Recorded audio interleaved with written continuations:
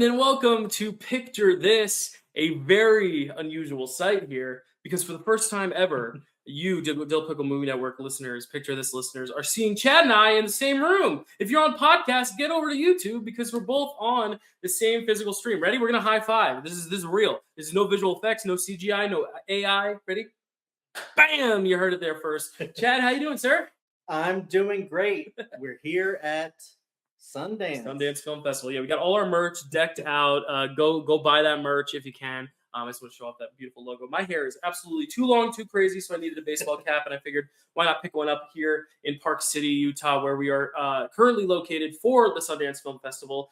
As you'll see on Chad's channel and my channel, we will have lots of Sundance coverage coming out in the next few weeks as the festival continues and wraps up. But we thought, because we'd both be here covering the festival and covering a movie that inspired the festival that we are at, it felt like the perfect opportunity to do this together in the same room, talking about these 5 films, the 5 films as part of our wish list program as well, which is going to be a whole year of programming all about just our biggest desires, the things that we most want to cover on the show, the things we've been itching to scratch off the list.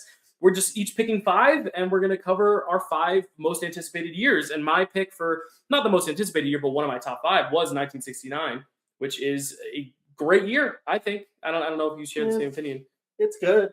Oh, okay. So already in person, getting some heated debate going. But yeah, it's going to be interesting in person too. Are the conversations going to be longer, shorter? We don't really know. It's going to kind of be a little bit more chill, I feel, a little bit more of a hangout vibe. But how you doing, Chad? How's your month been? I mean, I know we've been catching up the last week, but are you happy to be here in front of a live studio audience? Not really. There's no audience live, but insert some applause. Yeah, I had a good month. I'm excited for 2026 to come. I'm excited for this new, what we wish style of, picking the years, because we don't, go in order. So we're just kind of like vibing with what we want to watch and want to talk about. Mm-hmm. And, doing this, here physically is just so cool. I'm glad that we had this idea. We're hanging out at Sundance in Utah, just, chilling, trying to get, I'm scrambling to get some of these movies watched. You've already watched them weeks ago. Well, because the whole thing is like, once we get here, it's festival time. So it's like, we hit the ground running with other things. And it's like, oh no, we need to actually fit in these movies. So we actually watched one of the movies here together in our Airbnb. Chad actually just finished a movie just now when we got back from one of our screenings. I watched some movies on the plane. So it's been a really fun kind of experience to kind of ingrain old films in with this Sundance, because this is the last year at Park City and is the first year without Robert Redford. Which is kind of why we did do Butch Cassidy and the Sundance Kid this year for this month for this episode. I will rattle off the slate, because 5 minutes in without a slate is how we roll. But the slate for 1969 is Anne of the Thousand Days, Butch Cassidy and the Sundance Kid, Hello, Dolly, Midnight Cowboy, and Costas Gavras' Z, which is very interesting because a lot of different varieties in style, tone, genre, and we've kind of talked about this off air, but the 1969 year being the year right before the 70s, where we know what those types of films are. We know we're getting a lot more grittier, kind of hard-edged, a lot of crime films arise of the 1970s. Mm-hmm. And we kind of talked about how this slate is either so married to like the golden age classic 60s flair, or so like ahead of its time, preparing us for what's to come in the 70s. And I think there's one film that kind of is a perfect blend of both. So it's going to be really cool to see like this year, seeing which films are going to kind of fit the 60s mold, fit the 70s mold, and which film is perfect for 69. Nice. Matt Chapman, I know you just said nice. Which film perfectly encapsulates 69 in the fact that it is holding on to the old while also kind of giving us a taste of the new, if that makes sense. Did you have any thoughts on that, on the slate itself? Yeah, I mean, I 100% agree. Like, I think it's not just the 60s going to the 70s, but kind of like every decade change. It feels like there's some sort of new evolution of like new ideas, new ways of doing things. And when you're on like the last leg of one decade going into another one, it just feels like there's a transition where some of the movies are going to feel very 60s. Some are going to feel very 70s. Some are going to feel like a blend. I think you already said that, but I'm just, I totally agree with that. And I think it's just so fun to see like, 68, 69, going into the 70s. And I think maybe I'm not sure. Did we cover 1970 yet? Not yet. No, 1970. Because I'm wondering if like we get into 1970, if we're going to still see any like kind of dregs of the 60s in there. So it's very interesting. Well, that's what's always fun about those like border number. Like when we covered like the Silence of the Lambs here, it was like 91, so it was still kind of getting a little bit of 80s, but like progressing into the 90s, which is really fun. Like these bubble years are really, really fascinating. But the year is 1969, and we have to talk about what was going on in the world in the year of 1969. Sundance wasn't around yet because the movie had just come out, but Butch Cassidy and the Sundance Kid. But what was happening in the actual world of 1969, Chad? And then we don't have albums to show, but Chad will tell us about some albums. I have a picture we can attach of Chad's vinyls. And then, of course, births, deaths, whatever you have it. Absolutely. All right. The history is Richard Nixon becomes president. I was going to say we thought like he might have been like the worst of all time. And then, the Boeing 747 named the Jumbo Jet is flown for the first time. The first temporary artificial heart is implanted. Very cool. The Montreal Expos become the first team outside of the United States in Major League Baseball. Cool. An American teenager dies from what would later be identified as the first confirmed case of HIV/AIDS. So that's pretty historic, sad, all that. We're in the middle of the Vietnam War at this time. The United States National Guard sprays skin stinging powder on anti-war protesters in California. Sounds kind of familiar to today's times, actually, sadly. John Lennon writes and records the song "Give Peace a Chance." Let's see. Gay sexual intercourse is officially legalized in Canada. That's progress. Yeah. The Stonewall riots begin in New York City. Ted Kennedy kills a woman in Chappaquiddick. The Zodiac Killer adopts his persona in a letter to the police. Let's see. A pregnant Sharon Tate and others are killed by members of the Manson family. More on that when we get to 2019. Yeah. The Woodstock Festival is held in New York. All right. Scooby-Doo, Where Are You? Premieres on CBS. Nice. Experimental research is published showing the first evidence of quarks. I still don't know what that is. Me neither. Charles Manson defends himself in court. Never a good idea. No. The Unix operating system is invented. Transitioning to, do you have any thoughts on that? Nope. No. All right. Interesting history. Moving on to births. Well, I mean, neither of us were born, so got to go on what I read. Births: Mariah Carey, Christmas staple. Jennifer Lopez, Jack Black, Jennifer Aniston, Jay-Z, Ice Cube, Tyler Perry, Gwen Stefani, Matthew Perry, Norman Reedus, Matthew McConaughey. All right. Jason Bateman, Paul Rudd, Marilyn Manson, Bobby Brown, Dave Grohl, Trey Parker, Triple H, Tucker Carlson, Ken Jeong, Catherine Zeta-Jones, Kate Blanchett, Peter Dinklage, Gerard Butler, Morris Chestnut, Vern Troyer, Dave Bautista, David Boreanaz, a.k.a. Angel, Terrence Howard, Renee Zellweger, Robert John Leonard, Kyle Richards, Christian Slater, Javier Bardem, Edward Norton, and Paget Brewster. Yeah, a lot of people. I mean, the closer we get to modern day, like in the 60s, 70s, 80s, 90s, I mean, it's all people who are still working today. Yeah. A lot of them. So makes sense. It's all the people like my parents' age, your parents' age. Like it's around that era where we're just getting so many stars that are like the stars right now. Yeah. Absolutely. And the deaths list is shorter. We have Judy Garland, very sadly. Sharon Tate, also very sadly. I mean, all these are sad, but those are like tragic. Ho Chi Minh, Brian Jones, Boris Karloff, Dwight D. Eisenhower, Rocky Marciano, Fred Hampton, and Chuck Taylor. Right. The shoes guy. Yeah, the shoe guy. Let's transition from shoes to albums, Chad. What albums do you have? Albums, we got, this may be one of, if not the greatest year for music. Just listen to these albums. Listen to these movies, too. We'll get to the movies. Sure. Yeah. And if Dylan has a picture there, you can see some of them. We have Abbey Road by the Beatles. That's my favorite Beatles album. In the Court of the Crimson King, and Observation by King Crimson by King Crimson. Led Zeppelin 2 by Led Zeppelin. Let It Bleed by the Rolling Stones. Led Zeppelin 1 by Led Zeppelin. The Velvet Underground by the Velvet Underground. 5 Leaves Left by Nick Drake. Everybody Knows This Is Nowhere by Neil Young and Crazy Horse. In a Silent Way by Miles Davis. And Hot Rats by Frank Zappa. Ooh! Yeah. Woo! Oh, the variety, the legend. I mean, like Abbey Road, you could have just ended there, but then you continue on, and it's like, wow. All right, and as always, every morning on Oscar morning, there are some films that don't make the cut.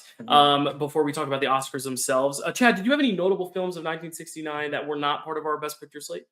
Just a couple. I have True Grit, On Her Majesty's Secret Service, and the Best Picture worthy, Easy Rider. Easy Rider, you're a fan of Easy Rider. Okay, I know it's a very divisive one. Also, a few others. I wanted to add Sweet Charity, one of the greatest musicals ever made, in a year with another great musical that we'll talk about. We also have Frosty the Snowman, just the classic. It's a Christmas fiend.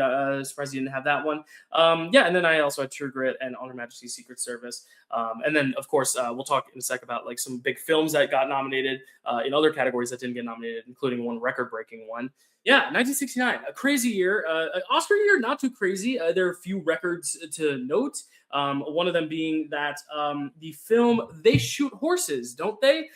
Is actually still the record holder for the most nominations without Best Picture nomination. It has 9. Wow. No other film has gotten 9 or more and gotten nominated for Best Picture. So if you ever see an Oscar nomination morning where a film is getting 9 or 10 nominations, chances are it's going to get nominated for Best Picture, and if it doesn't, then that'll be a record. But yeah, this is really not too notable otherwise. Obviously, Midnight Cowboy being the first X-rated film to win Best Picture, coming right after the only film that was G-rated to win, which was Oliver. They were back-to-back, 68, 69. So crazy. I don't know if it's coincidence that the X-rated film won in the year of 69. I just think that's a really pure, great coincidence there. But yeah, this was kind of an interesting year because this was the last time until the 68th Academy Awards, which was in 1996. This is the first time until then where all 4 acting winners did not come from Best Picture films. So all of our acting prizes we're going to give out today were not acting prizes on the day, because the 4 winners being John Wayne for True Grit, Maggie Smith for The Prime of Miss Jean Brodie, Gig Young for They Shoot Horses, Don't They, and Goldie Hawn for Cactus Flower, all 4 movies we're not going to cover today. So a really cool stat, because usually we have at least one of the 4 winners is part of our slate. Yeah. So we're going to award all new winners this time. We have some nominees in the crop, but some new winners for the first time. So just like the many wives of the king, King Henry VIII, we are going to have multiple winners here on Picture This when we get to the end of our show. But let's start with King Henry VIII and all of his wives in Anne of the Thousand Days. Chad, tell us about Anne of the Thousand Days. Absolutely. Anne of the Thousand Days, directed by Charles Jarrow, written by Bridget Boland and John Hale. Cinematography by Arthur Ibbotson. Music by Georges Delarue. Starring Richard Burton, Genevieve Bujold, Irene Papas, Anthony Quayle, John Colicos, Michael Hordern, Catherine Blake, Valerie Giron, Peter Jeffrey, and Joseph O'Connor. Synopsis: a spoiled king must battle the church and the norms of society in order to force a woman to abandon her hopes and dreams to give him a male heir against her will. Based on the 1948 play Anne of the Thousand Days by Maxwell Anderson. There you go. So our first... Yes, based on life. So our first ever in-person conversation, Picture This, Anne of the Thousand Days. And when we're talking about like old versus new, this is very much old 60s. This is very much like golden age, like big, elaborate costume dramas, set pieces, historical epics, which we saw a lot of in like the 50s, 60s, Lawrence Arabia, Ben-Hur, Quo Vadis, all those movies. But I'm curious, Chad, what you thought of this one, because I think we're kind of hit or miss on these. I think sometimes we're like, it was beautiful to look at, but like, we weren't as engaged, like that Man for All Seasons when we had Malcolm on. And then we had some where we've been like really swept up by, like Lawrence of Arabia, for example. So I'm curious what you think of this one, Chad. Yeah, I mean, this wasn't like a sweeping epic like Lawrence of Arabia or anything like that. I think it like falls more on the same lines as like a Man for All Seasons kind of a deal. But I started out not really liking it, and then I think I grew to like it a little bit more. Just because of how it explores kind of like, feminism and stuff like that, where it's like this mad king who just wants everyone to bend to his will. he throws away his queen, his wife that he has, and basically is just like, I'm done with you. You're too old now. I want this young woman who can actually give me a. It's not about them. It's never about them. It's always about, what they can give him. He wants someone to lead his legacy, not a daughter though. It can't be a young queen. Even though the daughter that they do have apparently does become like one of the like OG queens. And this whole story is just so interesting because, I'm sitting there like, is there more to this where it's just this guy really trying to get with this woman and she's like, no, because she has her own love story that she wants to pursue. And he ruins that and then like really, tries to do everything to get with this woman. And then finally, when she starts to come around and gets that, what do you call it? When you identify with your captors and you're just like Stockholm syndrome. Stockholm syndrome. And she's just, or maybe it's not even just that, but it's kind of like how the other queen was, where she's like, I know I'm being used, but now I'm going to use him in reverse to gain more power for myself. Yeah. And I like that because it shows how strong she was. But then in the end, it also shows that, when you get like a powerful woman, they're going to lie and do everything they can to try and like, kill her, get her out of there, make sure she's not anything. So. Yeah. No, I thought it was very interesting because like I think a lot of the coolest costume period dramas are ones that are like other types of films disguised as that. Like it's not just a historical epic, but like it's a historical thriller or it's a historical like in some cases like Ben-Hur, like an action sports film or something like that. But like you have this one, which I think at first, it was kind of just like it just kind of stating the facts, but it kind of becomes a little bit of a political thriller in that way. Yeah. That cat mouse kind of game, the power play that we love to see in like any kind of like erotic thriller, but it just is presented as like a period costume drama, which I think makes it all the more interesting because it's real life. And it's kind of like watching these people, these aren't just coming from people's imaginations. Like we're just crafting these characters and creating these crazy motives for them. Like this is actual real life. Like we watch Game of Thrones and we're like, how the heck would like this person end up with this person? And like that, this would never happen. And then you watch this movie and it's like, no, it happened. And it's interesting to see. I don't know if you've ever heard the musical Six, but it's all of the 6 wives of King Henry VIII. And they kind of each go through their own story. Like some were divorced, beheaded, murdered, killed, died, whatever. And it's really just interesting hearing each of their own stories from their perspective. And I think this is just a very obviously not as interpretive version. Obviously, it's still giving you the clean, hard facts, but it was just cool to kind of tie this to that musical as well. Because I do think it's interesting when, an artist tries to take something historical and try to add a little bit more flavor and personality. Because I think the part that lost me the most was the actual central love story, because I think in the middle of it, they had to find a way to make the turn. And I know the turn was also like she found out what she could gain from it, but they actually do have, I'd say, at least 20 to 30 minutes where they are actually like falling for one another. It's kind of like to a less extent, the Beauty and the Beast thing of like, okay, they've been so mad at each other now, but they almost kind of start to see the good in each other and fall in love. But then you have to then turn it again and have that pivot away and give justified reasons for why he would then agree to have her killed in the end anyway. So I think it was interesting. I do think it's at its weakest in the romance, only because I think he doesn't sell it. Richard Burton doesn't sell it as well as she does in terms of the actual romance, which might be part of the design. It might be to show that it really wasn't romantic. But I think because of the Hollywood of it all, it was trying to, and it's not Hollywood, it's British, but I do think it was trying a little bit to give us a little bit of that more traditional love story to at least justify why we should be invested in this relationship beyond just the political motives.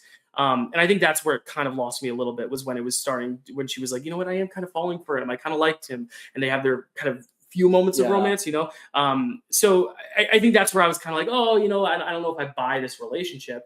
But again, it is truth. Like, this is actually what happened. I don't know how in love they were with each other at a point.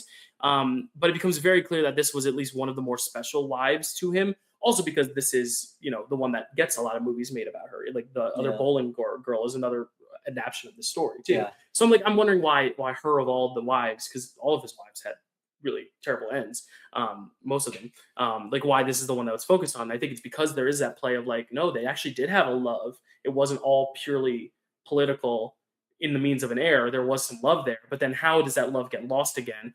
And I felt like that wasn't as clear for me. Yeah. If that makes sense. Yeah.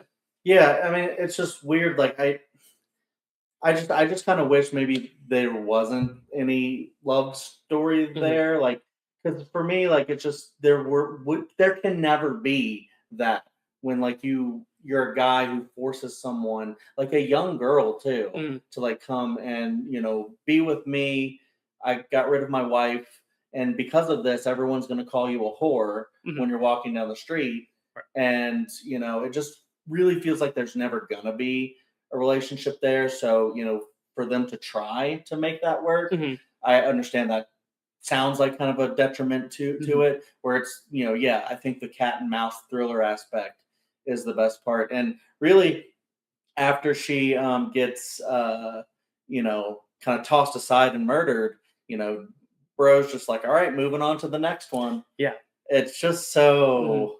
Ugh. Yeah, it's icky. I mean, and this is a dark part of history, but I think it's also an important part to show on film because Yeah. like you need to show that like there were people that just like killed off their wives because they couldn't produce male heirs. Right. Like that's the craziest thing ever. I Yeah. mean, like we always say like, oh, we manifest like I want to be a girl dad, I want to be a boy dad. Like I feel like that's like a thing we all fantasize over. You Yeah. know, do you want to play catch with your son or do you want to like videotape your baby's dress rehearsals, dance rehearsals and stuff? Like, I think there's that fantasy of it, but it's never like, well, if I have a boy, like that's it, like Yeah. game over. Like I think that's just such a crazy thing that like there is a world where this was the case, where like people would lose their lives because they couldn't produce something that's out of their control for the most part biologically.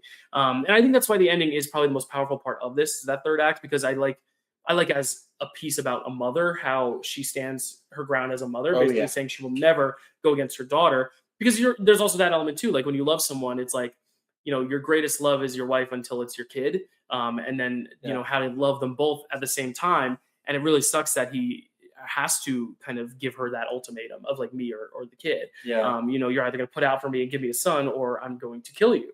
And I think that's really dark, but it's a sad part of history that I hope stands as kind of this feminist piece to show that like, you don't back down and you stand up for your kids. This is not even feminism. I mean, it could go for parenting. I mean, you're a dad. Like, I'm sure you can comment on that too. Just like, the idea of like, you would do anything for your kid.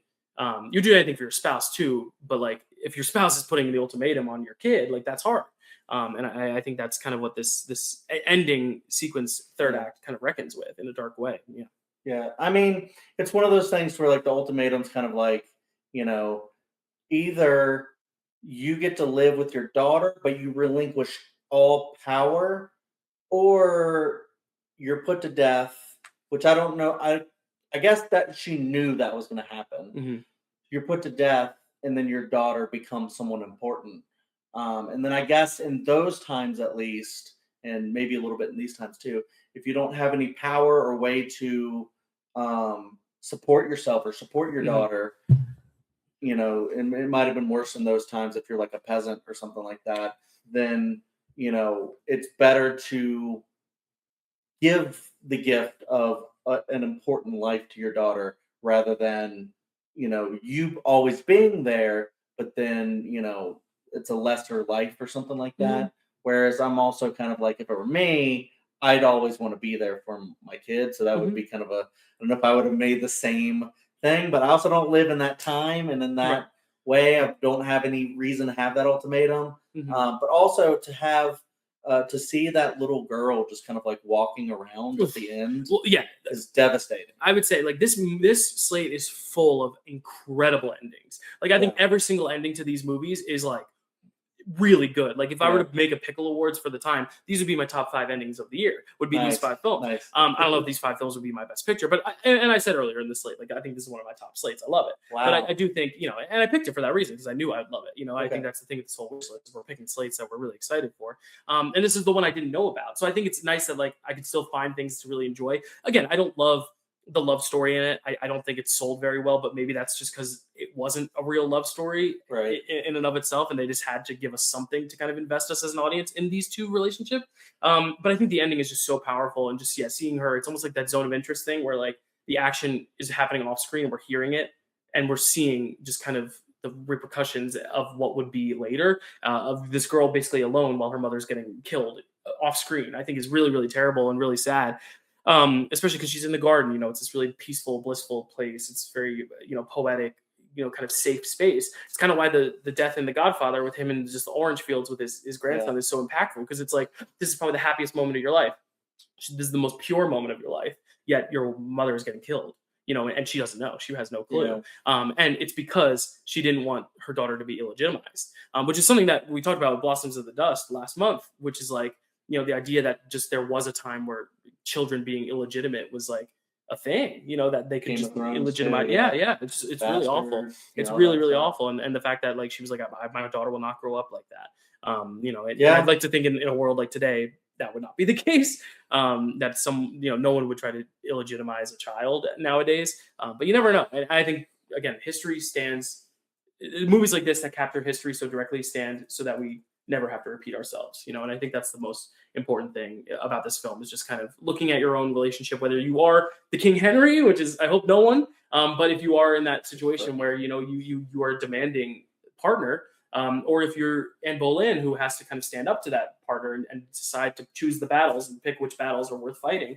And then again, as the kid, being someone who might be growing up without parents or without a mother figure, like how does that impact your watching this film too? I'm fortunate to have both my parents in my life, but it's like, I want, to know from a perspective of like, a little girl who grows up without her mom, what's that like? And I think that adds another depth and layer to it, being a parent or being a child of this sort of relationship, or being another wife. Cause that's another thing we didn't really talk about, is that there was another woman before her, and, and there were other women after her. And, I think that's kind of a part of it too, that, we talk about all his wives, and it's like, oh, he had all his wives and beheaded them all. But it's like, no, that's crazy. It's an insane part of history that I'm glad exists. Again, I like this film a lot. I really do. And I mean, and that's, you can tell that's why I think she was such a strong character, is because I think she knew that. She saw what happened to her predecessor, and she knew like what might happen after. So it's like, gain all the power you can. And unfortunately, you just can't fight a tyrant king like that. Yeah, I guess sometimes. Absolutely. Anything else on Anne of the Thousand Days, Chad? I mean, gorgeous costumes and sets, and it's beautifully produced as well. Yeah, I mean, it's, if you think of like a great like kind of costume drama, that this one is it. And I really I didn't know if I would like it going through it, but as soon as the story started to pick up, I really started to dig it as like a great like character study. Absolutely. Well, Anne of the Thousand Days didn't get 1,000 nominations; it got 10, but it won 1 out of its 10. It won Best Costume Design, very justifiably so. It also got nominated for Best Picture, Best Actor for Richard Burton, Actress for Genevieve Bujold, Supporting Actor for Anthony Quayle, Writing for an adapted screenplay, Original Score, not a musical. Back then they had a musical and non-musical.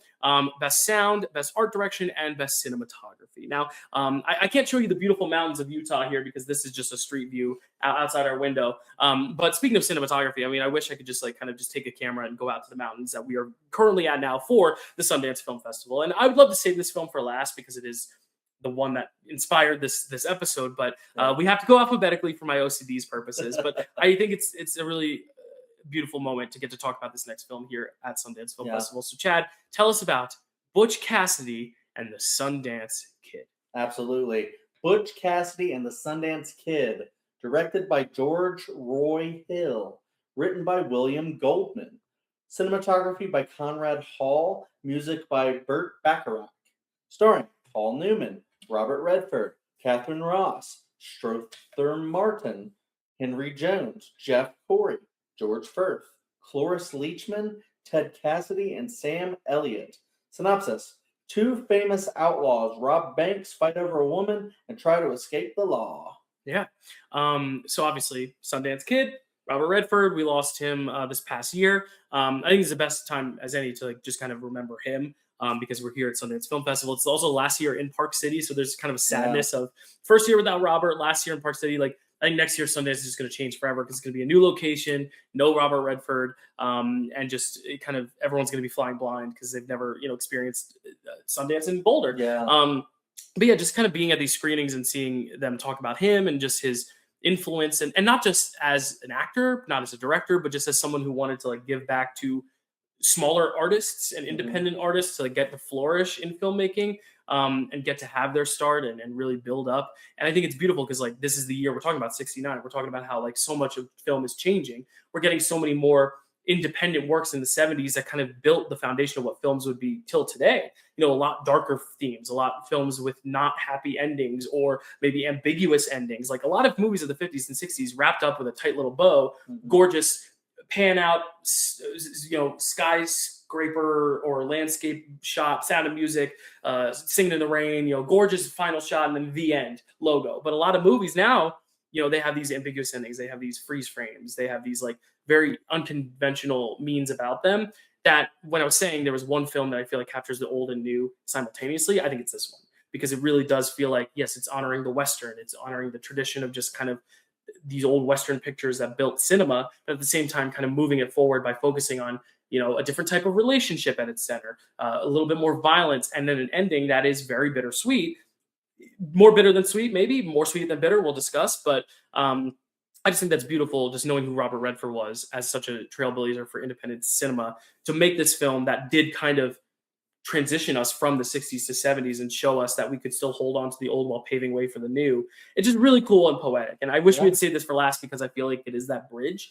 But I'm curious what your thoughts are. You can talk a little bit about Robert Redford, but just the movie itself as well, because this is the first watch for both of us, I believe. Robert Redford, like, to me, before like starting this show and like really kind of like trying to come into my own as like a movie appreciator, critic, whatever I aspire to be, Robert Redford was kind of just like an old man in Winter Soldier. Right? That's Old Man the Gun, and Pete's Dragon, a lot of these later movies, and then coming in this show and watching things like The Sting, same director, and in this, of course, and the other ones that aren't popping into my head right now, but seeing how just versatile he was and just like really charming, just like a really charming young guy in movies, and then just to hear about his legacy beyond that, like you talked about, like it's just so impressive. Like how many actors / directors do you know that started like the biggest film festival in the country? Yeah. And that's just going to live beyond, even though it's moving, live beyond him for God knows how long, just a long time. Yeah. And, being here and seeing how everything runs and stuff, it's just so impressive how like the production of it and just, the love of all the people that come into, and it's weird because it takes, when you're here, it kind of feels like the movies are all like really big and there's so many like big stars here, but like it also feels so small. And like if you want to ask a question of the stars, you can, or might be able to see them walking around. It's just like it feels so like tight knit that like everybody, kind of matters and everybody. It's communal. Yeah. And it just feels like just really special is all I'm trying to say. And I love that, like when you have studio systems and all this other stuff, where the power is at the top and, they make all the decisions, to have a place to, try and make a smaller budget film and, hopefully get it seen, is just such a really cool avenue for that. And so, rest in peace, Robert Redford. Thank you for all that. Yeah, and I think this is an appropriate time to say that the Pickle Award recipient for the Legacy Award will be Robert Redford. I've been toying around with a lot of names. It's been a tough year. Obviously, Gene Hackman and Diane Keaton, Rob Reiner and his wife. But I do think, just in terms of overall impact, beyond just cinema in what he does on screen, I just think Robert Redford has changed my life, changed your life. I mean, we're here podcasting in Utah because of this man. And I think that's really, really cool. And we haven't really talked about the film, but I think a lot of the film we can tie to that idea also, because I think he's a very giving actor as well. And the fact that like he was always in collaboration. He loved collaboration. He loved working with other people and finding like a group kind of dynamic. And he also didn't really feel like he needed to necessarily, like you said, you're not going to like these big Hollywood premieres with these red carpets where everyone's glitz and glammed. They are at Sundance. There's that element of it, but it does feel communal. It feels like everyone is just there hanging out, having a good time, which is kind of what Butch Cassidy is. It's these two guys hanging out, having a good time, just getting a lot of fun and fooling around. And I think there's a part of that would, I think, at first kind of catch you off guard and be like, wait, this is just not what I'm used to seeing. But again, it's that transition to the 70s. It's the idea that, yes, you're going to have all these grand sweeping Western moments like the 60s and 50s prior, but then you're also going to have these moments where it's just these two guys shooting the shit and being guys, being bros. And if you want to read into it, being lovers in a way too. I think there's something really, really beautiful about that too. In terms of just the overall spirit of the movie, kind of embodying the spirit, also using the land, which we also see in all the Sundance movies, just the way Robert Redford cared so much about the lands that these movies are being shown on, and the film sets that he encompasses and embodies. When he does his work, and being honorable to the land and the people on it as well. I think that's a big thing too, because he is a very naturalistic filmmaker too, loves nature, and I think that's very evident in this film as well. Yeah, it's so cool. I mean, a film talking about male friendship, and we were. In today, 2026, but 2025, we get a film called Friendship, exploring male friendship. And, it feels like every decade, we get stuff like that. There's another film in this that, explores male friendship and things like that. So, I like movies like that. And, I think this one is a pretty good one. Mm-hmm. I think you as well. Sometimes do struggle with Westerns, like, I always just kind of wondered, like, it feels kind of like a limited kind of thing. Like, how many stories can you actually tell in like a Western society? Is it always just like a gunslinging, cowboy style thing? But, then sometimes, you get movies like High Noon and things like that have such an interesting thing about the relationship of a sheriff in his town and, oncoming threats and morality and stuff like that. And here, I feel like there's like less of that kind of, overarching, like, thematic storytelling. Like you said, it's more kind of a hangout movie, and it's more just about like this old gang of, I can't remember that there's an actual like gang in there. I can't remember what they're called. But here you got like two of the most famous outlaws, and it begins with like, I think like their obituary or something, like they had died, and it's like, well, here's the story about their life, and it's cool to see them go like rob banks, and I like the sequence where it's the one guy who's like the bank guy, like trusted me with his money on this train, and then I think Butch or one of them is like, he wouldn't do the same for you, he wouldn't be defending you, kind of a deal. So how they kind of like normalize robbing and stuff, and instead of becoming just prisoners, they end up being like these famous outlaws and stuff. Because like right now you wouldn't have like a criminal who robbed a bunch of banks being like the famous criminals, unless it's like the Louvre people who robbed the Louvre or something like that. And even that, I just forgot about it until you said it. So so not very famous. And stuff. So I think this one is pretty much just vibes, but iconic characters, iconic just movie, and just like what it represents to like this festival, but also just the connection that it has, like you explained, I think is so cool. And I love that they have like that they have like that one girl that's with Sundance, but Butch also likes her. And then, and I love when they go on the run from the cops, and they go to Bolivia.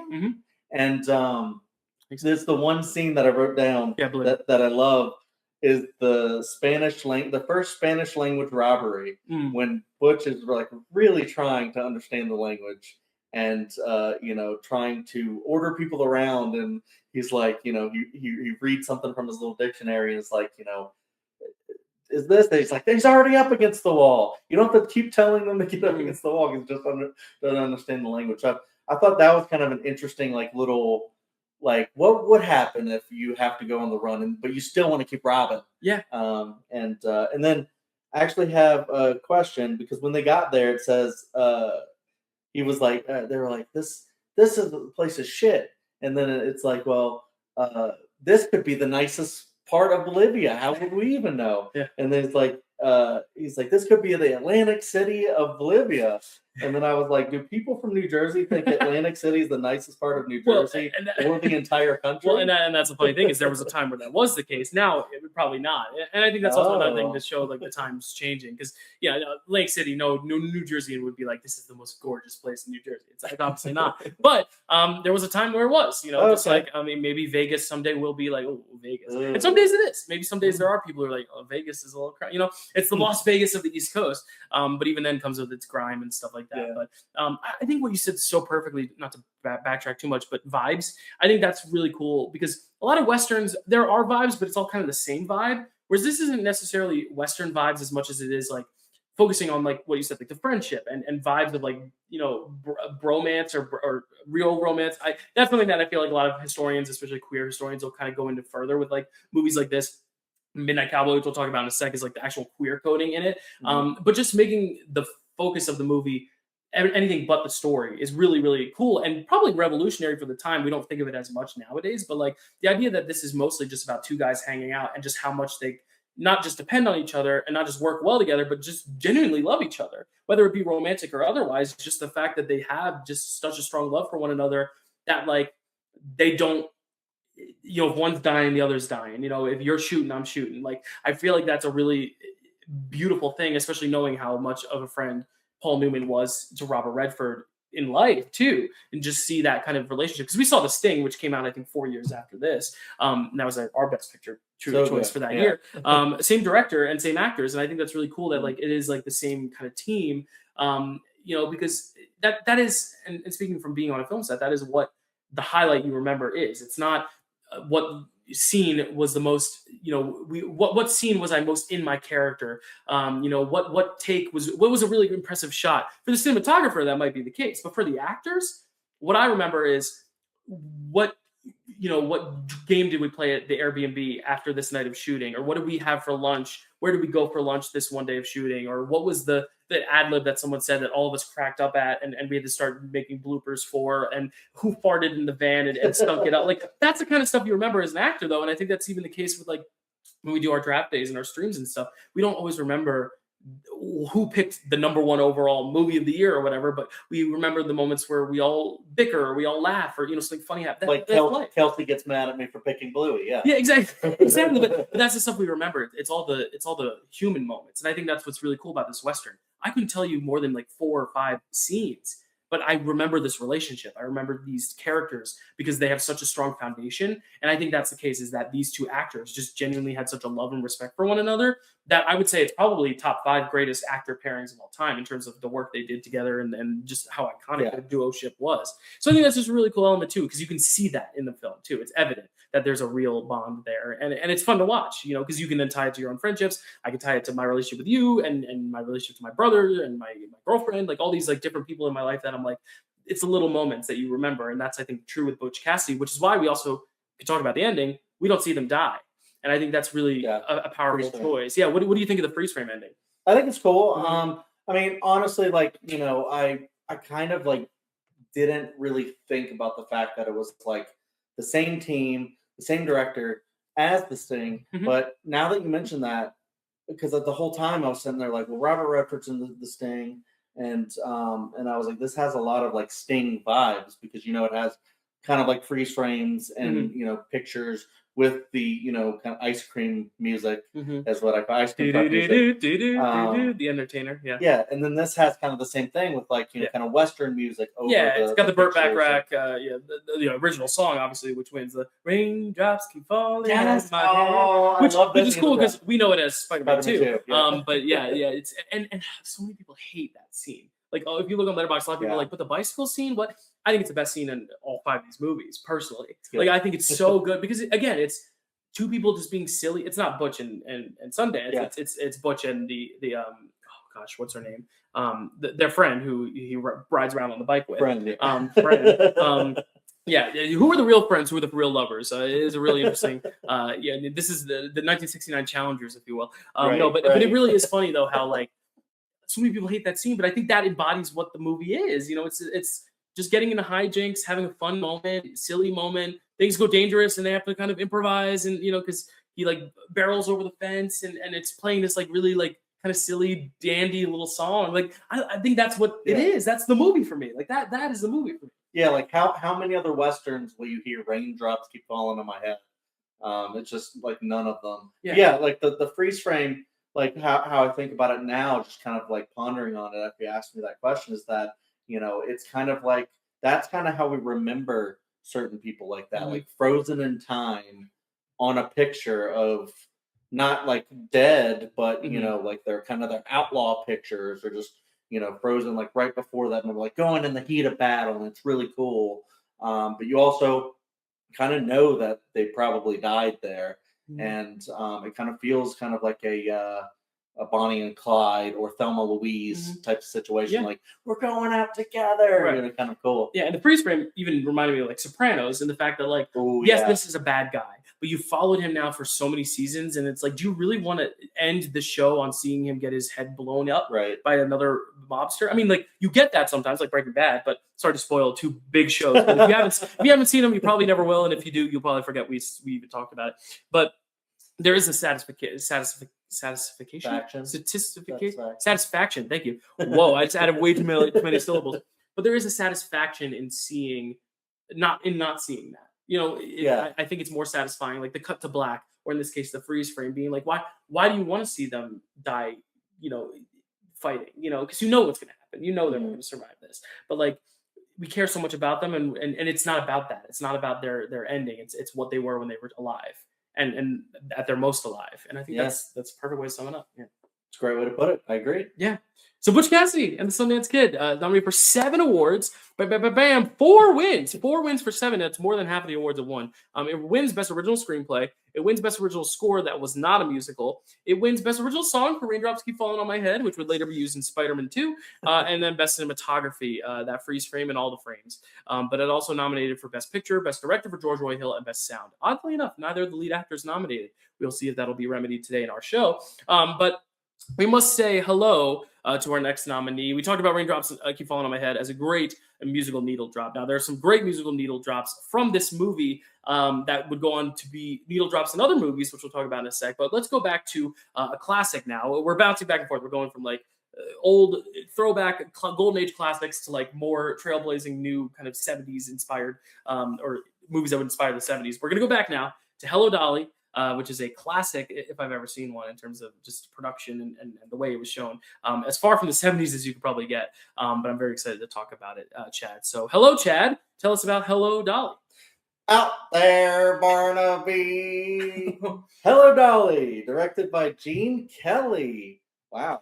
Written by Ernest Lehman. Cinematography by Harry Stradling. Music by Jerry Herman, Lenny Hayton, and Lionel Newman. Starring Barbra Streisand, Walter Matthau, Michael Crawford, Marianne McAndrew, E.J. Peeker, Danny Locken, Tommy Toon, David Hurst, Louis Armstrong, and Scatman Crothers. Synopsis: a hard-to-love businessman and his clerk search for love with the help of a widowed matchmaker named Dolly Levi. Based on the 1964 musical Hello, Dolly by Jerry Herman and Michael Stewart. The 1954 play The Matchmaker by Thornton Wilder. The 1842 musical Einen Jacques will sich machen by Johann Nestroy. And the 1835 musical A Day Well Spent by John Oxenford. Whoa. Good Lord. Inspiration upon inspiration upon inspiration. Yeah, I mean, the reason it has so much inspiration is because it's a very basic premise of like matchmaker matches up all the other pairs and then realizes that she herself wants to go out there and find love again. And it's very, you could see every move this movie makes, you could probably see it coming. Not necessarily all the comedy hijinks. That's a lot of fun surprises, but you called it, because this is the movie we watched together. And I watched it first as a primer just to kind of see it in full before I watch it, because I hadn't ever seen it in its entirety, actually. I've seen the stage production so many times. But, watching, you watch this and be like, so he's going to end up with her, and he's going to end up with her, even though she's engaged to Walter Matthau. And is she going to end up with Walter Matthau? Probably, because she's the female lead. But I just love you kind of putting all the pieces together, because it is, again, we're talking about what is more 60s, what is more 70s. this is much more 60s, and the fact that like we're able to see where all these characters' arcs are going. We're able to see exactly what's going to happen. Oh, they're getting in trouble. Oh, he's gonna, of course, sing about his love for this girl and get out of it and win everyone's favor over. Like where all the moves are going in this film, to where I think some people might get, and you might. I've never really actually asked your opinion on the movie itself, because we kind of finished it and we're like, we'll talk about it then. But I think some people might get frustrated at that and be like, oh, it's just a little corny, it's a little cheesy. But if you put on a big Gene Kelly colorful musical, I feel like there's some expectation of that. I mean, like Singing in the Rain is another one that like ends up with a tidy little bow, like I was talking about, where you pan out and you have the giant Hollywood hills and the landscapes and the skyscrapers. It's not the freeze frame. You're getting the full bow at the end of the package with this one.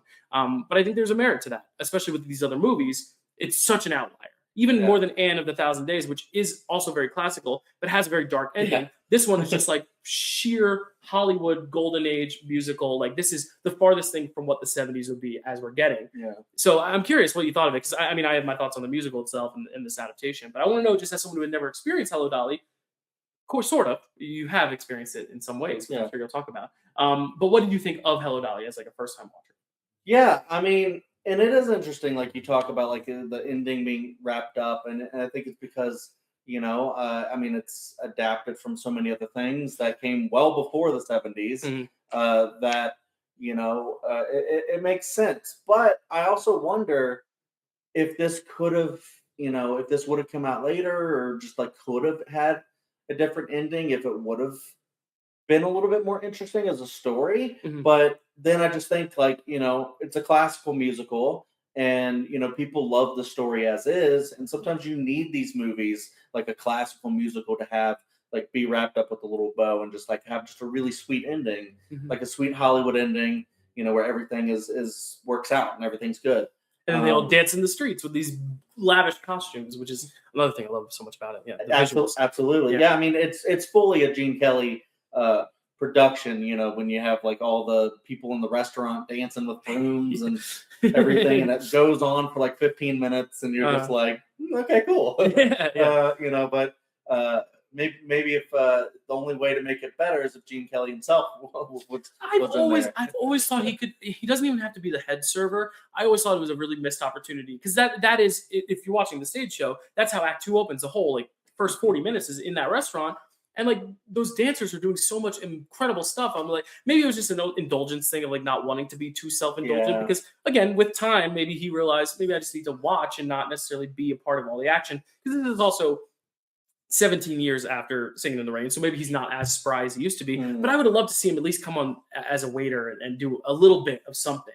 But I guess there's an admiration of like just letting the new era of stars rise and getting to kind of call the shots from behind the camera. But I don't know. Yeah, no, I mean, I agree. I think that would have been like you said, that you don't have to steal the spotlight, but you come in, like have like a little nod, kind of like the Louis Armstrong pop, cameo. One of the greatest cameos I think ever. That you're just amazing. Like, oh, this is really neat. And I think that could have been a cool thing, but we didn't get that. I like this movie. Yeah. I want to say I do like this movie, but I think it is one of these things where, when I said I didn't really like the original West Side Story, which is like one of the big like whoa kind of moments in our show, where it's just I didn't really have any experience with it or the music and stuff like that. And then since I've seen the Spielberg one, I've listened to the songs a lot. I feel like if I go back and rewatch West Side Story, the original, I probably like it a lot more. And I think this one, I'll probably like it a lot more on another watch, because I will, have known the songs and stuff like that. The only songs that I didn't know came from watching Hello, Wally. I mean, just Wally. Wow, Dolly. Intentional or not? What do you think? Do you think they were like, oh, Wally, what musical would he be listening to? What music? Like, I feel like there has to. I wonder, what the chicken or the egg? What came first? Did Wally come first or Dolly? Dolly came first, but like, did the idea of having Dolly in the movie come before naming the character Wally, or was it just pure coincidence? I don't know. I would probably guess that they wanted to do the Hello, Dolly thing, and then they named him Wally after that. Which I think also works, and I think it's a great needle drop for that film, because it's all about this little robot who's like stuck in his own little world, working 24/7, not getting to experience the great beyond. which is exactly what these characters. Yeah. That's what this film is. It's about them. We won't come home until we kiss the girl. Like there's an adventure in that, which like the normal person might be watching and be like, okay, like okay, sure, go off. Go ahead, kiss a girl. But there's an excitement to that. These guys who've been like kind of cooped up, getting to kind of live free again. It's even mirroring Dolly, who is the biggest celebrity. Everyone bows down to this woman, yet still she is widowed, and she's a widow who just hasn't been able to move on and find her own happiness. And it's about her kind of bursting free of the cellar, if you will. Yeah. Not in the way that Barnaby and Cornelius are, but really like kind of it's each of these characters breaking free. It's Ermengarde breaking free of her uncle's stranglehold over her relationships. It's Horace's breaking free of being this stubborn Scrooge-like figure. It's all these characters kind of breaking free of these bubbles that have socially confined them by being either a widow or by being a shop clerk or by being this rich kind of humbug guy. Irene being this hat owner. She even says, she's like, I don't get to have fun anymore. Like this is fun for us. They know that these guys are poor, but they're going to go anyway because it's fun, because they don't get to break free of their shell. They don't get to walk down the street. They have to take these streetcars, and I love that about this film is that everyone is going through the same exact thing, but they could not be in more different circumstances. As is true with Wally in a way. No, yeah, I 100% agree with what you just said. I love the connection between that and Wally. And I think this is why another reason why I really want to love Hello Dolly is because I love Wally. And so, seeing that it has a big connection to Hello Dolly and also 2001: A Space Odyssey, it's just like it's, idolizing some of these like classic like 60s masterpieces that, it just makes me want to revisit this multiple times to try and like, figure out how much I like it. I already know I like it because a lot of I think Gene Kelly is just perfect at directing, He directed my favorite movie of all time. So yeah, I agree. the music, the thing that Dylan always, this is the thing that makes him either he loves the music or not, is if the dancing's good. Yeah, and the dancing's fantastic. Oh yeah. Well, and that's the thing. We were watching this and we're like, I think either you or our buddy Will, who's watching with us, asked like, Will Cohen, shout out. Did they film this? Where did they film this in New York? And I was like, I don't think they filmed it in New York because this is a period piece. I think they built this set. Yeah. And then when you realize that, you're like, yeah, it was you. I was like, wait, they built these sets. Like, and then you see the parade. How many people are in that parade? It's impressive when it's done on stage with 30 people. When you see it on screen with hundreds of people, it really makes you miss the days where it had all those extras. It's why something like Dune is still so amazing for so many people. There's a lot of green screen, but like when they have the sea of extras, it's like something about extras, just having bodies in the space all coming together to make something. Like there's something so grand and sweeping in Hollywood about that I feel like we've lost nowadays. Like extras can be produced by copy pasting nowadays, and it's sad. Yeah, you need like a Villeneuve or a Nolan to come in and like really go, no, we're doing like classic, 60s level of filmmaking as far as making things real and in camera and, all. I would love to see Villeneuve or Nolan make a musical. I was like, because Spielberg took how many years of his career to do it? And then he did it, and it's like, you should have been doing this the whole time. Because it really is the art. I think it's the genre next to maybe like a war film. And even then, we've seen war films where it is so tiny and minuscule that makes a bigger point, like Thin Red Line. But I think the more sweeping and grand, like a musical is probably the biggest genre next to like a traditional action blockbuster that you can get that requires spectacle in the way that I think those directors could deliver. You don't even need sci-fi to have spectacle. You need musical to have spectacle, in my opinion. At least musical like this that requires it, because I mean, you're just going to have them play all this music and not have elaborate dancing. No, like I think a musical like this would require. I would love to see a modern musical take of like Hello Dolly or Sound of Music or something with like, maybe not Sound of Music because there's less dancing in that, but one of these like golden age musicals like West Side Story with Spielberg. Like see Nolan get his crack at Hello Dolly would be insane. That would be insane. I mean, it would be very different because Nolan's not like a classically trained dancer like Gene Kelly. Already forgot his name. But neither Steven Spielberg. All he knew was he just knew where to put the camera to get the right angle of it. Exactly. I did want to talk about just kind of like some of the relationships. Absolutely, I love most of them, and I mean, we don't get really focused on like his niece and her super tall Tommy Tune, boyfriend.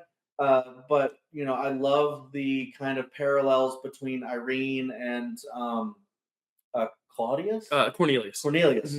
And then Barnaby and Minnie Faye. Minnie, yes. I love how they kind of mirror each other, and they seem kind of like perfect together. And like you said, how they know they're not rich, and they're trying their best not to get embarrassed, but they also like really love. And I love Cornelius, like kind of bearing his soul and just being like, I knew I loved her, not from the first day or the first hour, but first second. What's even smaller than that?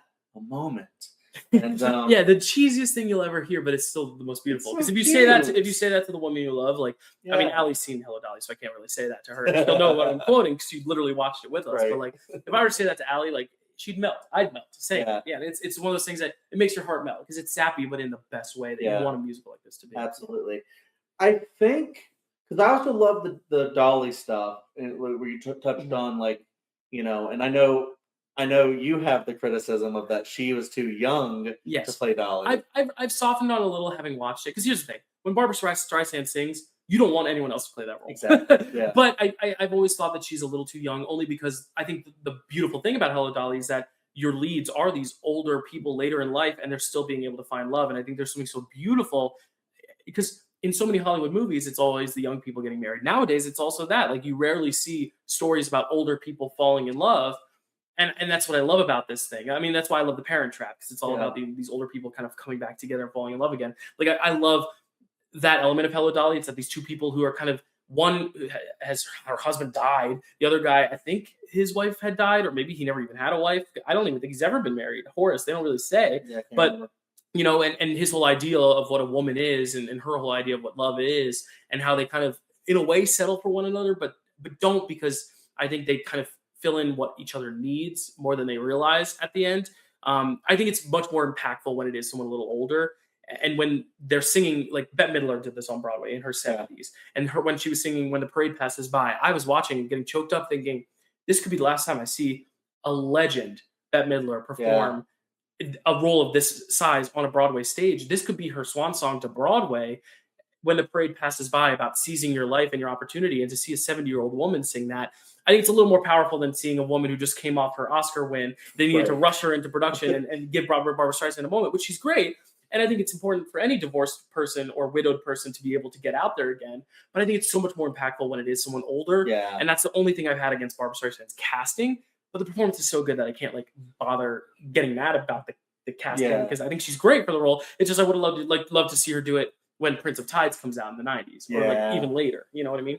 Yeah. I mean, I guess you can't have it both ways. You want her, you have to have her then when it all can come together. You have to capitalize on the fame. Yeah, it's why Rachel Zegler got Evita right after West Side Story. It's why she's probably going to win the Tony for that if they bring that to Broadway. Yeah. So. Yeah, I mean, I don't disagree with you. This is a criticism that you lodged at the very beginning of the movie, and so I just was like, oh yeah, I guess. But it is one of those things to where she's also perfect in the role. So what are you going to do? Maybe it doesn't make complete 100% sense, but that doesn't matter for movies. Like you can have a little bit of suspend disbelief kind of a thing. But yeah, I also love that. It's like the parade passing by where there's a literal parade there. It's just such a funny little thing. Because it starts with just her singing in the park. Yeah, so you don't even know what's coming, and then she turns the corner and she's running to something, and it's kind of like that Julie Andrews "I've Got Confidence" moment where she's running through the grass, and then all of a sudden it opens and there is a literal parade, which is so on the nose, but it's it's the perfect moment after that catharsis of her singing to just see the parade. It's so grand and epic. Yeah. I think my only like big issue is kind of, and maybe you can help me clarify if this even makes sense, but I just don't know if there's like a ton of chemistry between Barbra Streisand and Walter Matthau in the movie, and I'm almost like wonder, like, you know, because like you talk about the kind of like two parallels, like, you know, he needs someone to help him change, but I just don't even really feel like he changes that much in the movie. I agree, and I think this is also, depending on the actor you get, I think he is kind of the perfect actor to cast Walter Matthau for the grunt. Curmudgeon, yeah. For the curmudgeon. He can't sing, which I think is a big thing. That's a big thing against him. That I think, like Barbara, I'm like maybe not the right person for that role, but like she can sing it. Whereas I think he's the perfect person for that role. He can't sing it. Yeah. So all his musical numbers, especially when the musical number, it's supposed to establish him as a jerk, him being like, it takes a woman to cook and clean my room and stuff. I don't think it's the Gigi thing of like everyone being like, yeah, it takes a woman. Like, no, I think it's supposed to be a villain song in a way. Yeah. The only problem, I do agree. I think at the end, I've never fully bought the relationship. And I think maybe in the stage production, there's a few more glimmers here and there of him trying to soften up at times. And I think him softening up at the end to Cornelius and to Ermengarde is supposed to be kind of that change. It just happens a little too quick. And I think, again, Walter Matthau, it's hard to sell the change because he's so good at selling the Scrooge of it all, you know? I will say, though, even though I'm like, I don't know if they're like a perfect match, sometimes I think maybe they kind of are, because like he says he wants a woman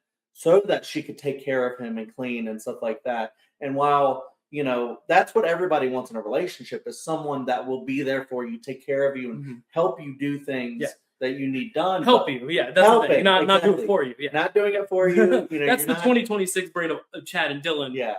Rather than the horse standard builder. You're not trying to get a maid. You're trying to get the love of your life. And I think here it's kind of just ironic, because even though that's what he wants, he gets Dolly, who is like such a big personality, who is not going to be that person that just does your maid. In fact, she's probably going to try to change you more than you're going to change her into doing things for you at your whim.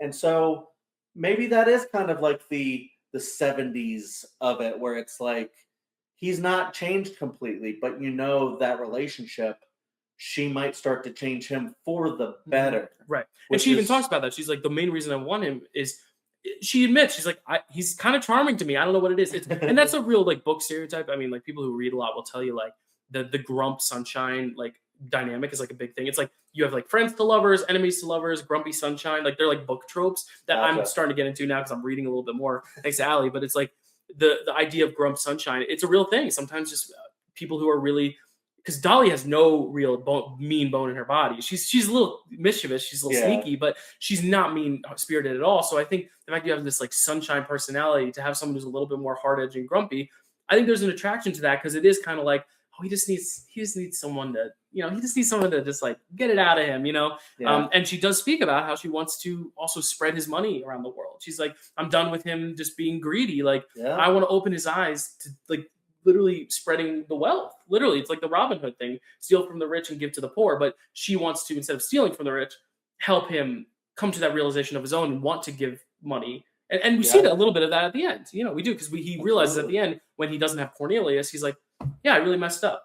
He's like, Cornelius doesn't work here anymore. I really messed up. And they're like, he's opening a shop across the street. He doesn't get mad about it either. He's just, and when she questions him, he's like, yeah, you know, I messed up, you know? And I think that's growth. And I agree though. Yeah. The whole time I'm like, how is this ever going to turn around where I'm rooting for her to end up with him? But somehow it worked for me. Yeah. I guess it kind of does, you know, now that I'm thinking about it. So maybe on rewatch, it's going to work for me a ton better. But I will say, before we close this one out, I just, you mentioned it when you talked about how Dolly being mischievous, is that there's so much good like comedy and like physical comedy, situational and comedy and the dancing even, and just like, you know, like you talked about, like, you know, the bumbling people end up being like actually fantastic dancers, or when they do like the dancing like pratfalls, and you just realize that like there's, you know, I saw the one guy doing moves that I was like, that's a scarecrow move from the Wizard of Oz. Yeah. And the kind of bumbly, and the fun like just misunderstandings that they have, and just like the fact that like your lead and his best friend Barnaby are like just goofballs. Just love that. Just like when they're just like goofing around. I don't know. I just found a lot of the characters to be really charming. Yeah. So and from a purist standpoint, because when it comes to musicals, I do like, you know, what was on stage. If you can capture that as best in a musical, you should be able to. And I think they do, because a lot of those, like the scene in the hat shop where he's in the closet and he sneezes, then she hands him their handkerchief, then he's under the table, and then they slam on the table. It's all classic like Three Stooges shit, but it's like that's the stuff that on stage works so well that I think Gene Kelly preserved really well. It's like, why change? It's like The Incredibles 2. Why change math? It works as it is. It's math. I think that's what this is. It's like, why change math? Why change those scenes that are so good? What you do change is, okay, I can actually make a parade that has thousands of people instead of hundreds or 30.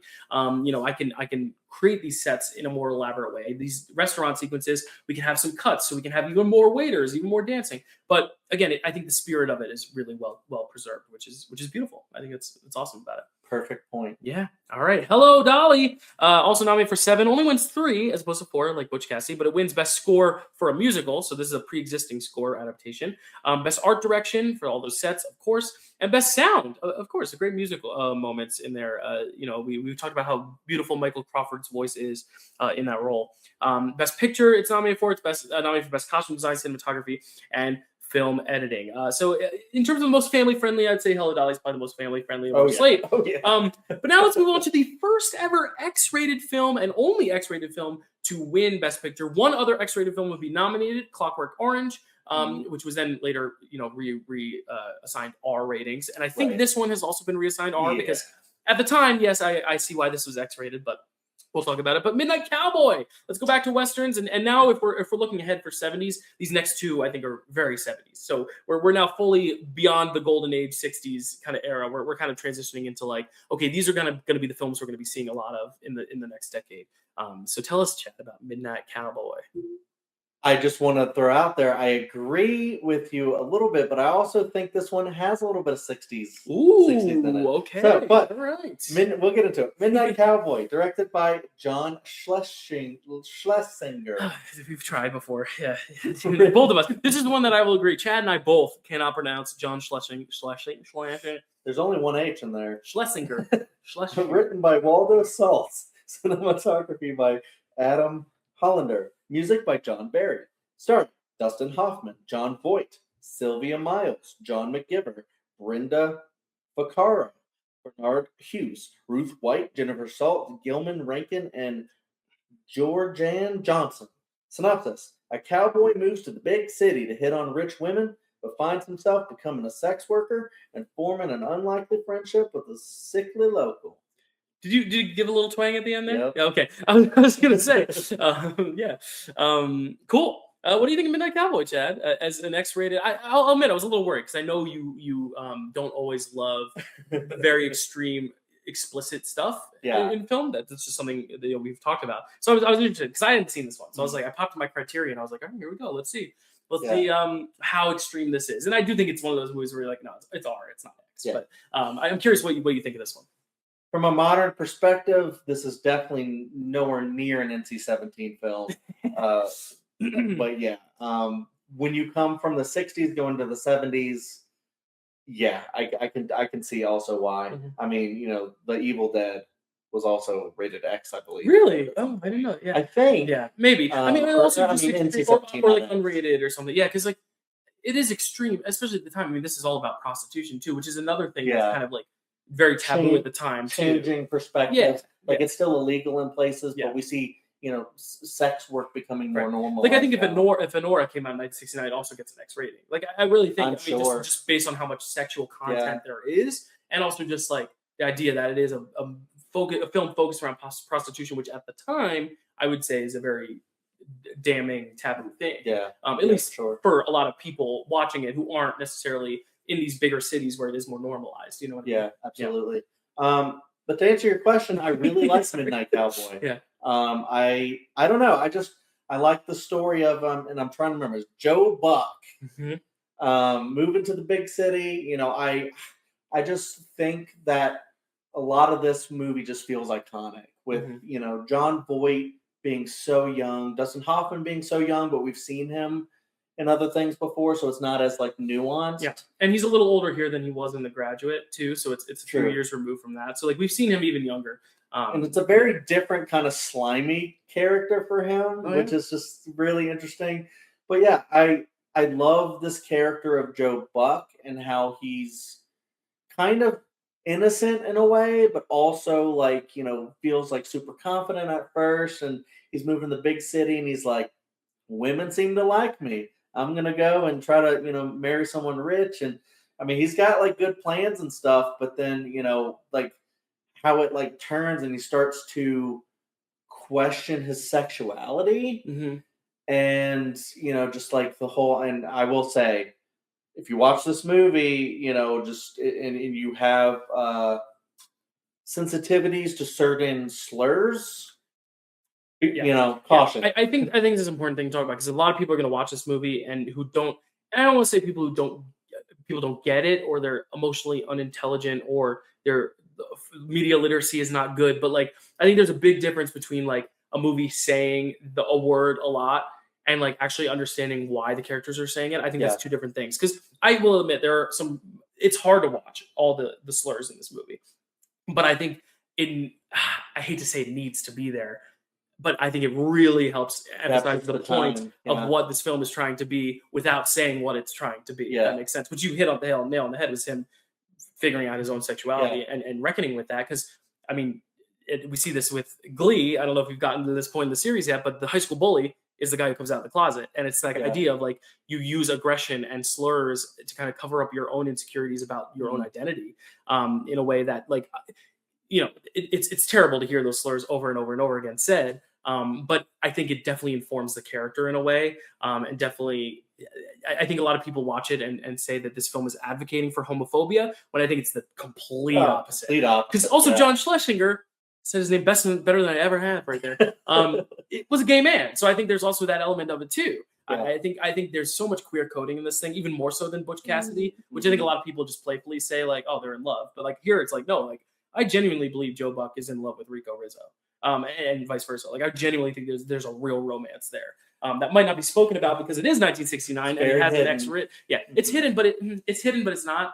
And I think those who aren't, I don't want to say smart enough to pick up on it, but like those who don't necessarily grasp that right away are going to see all those slurs and be like, oh, this old 60s movie that uses all these slurs. But I'm like, no, the whole point is that he uses these slurs because he's insecure about his own sexuality, is how I took it.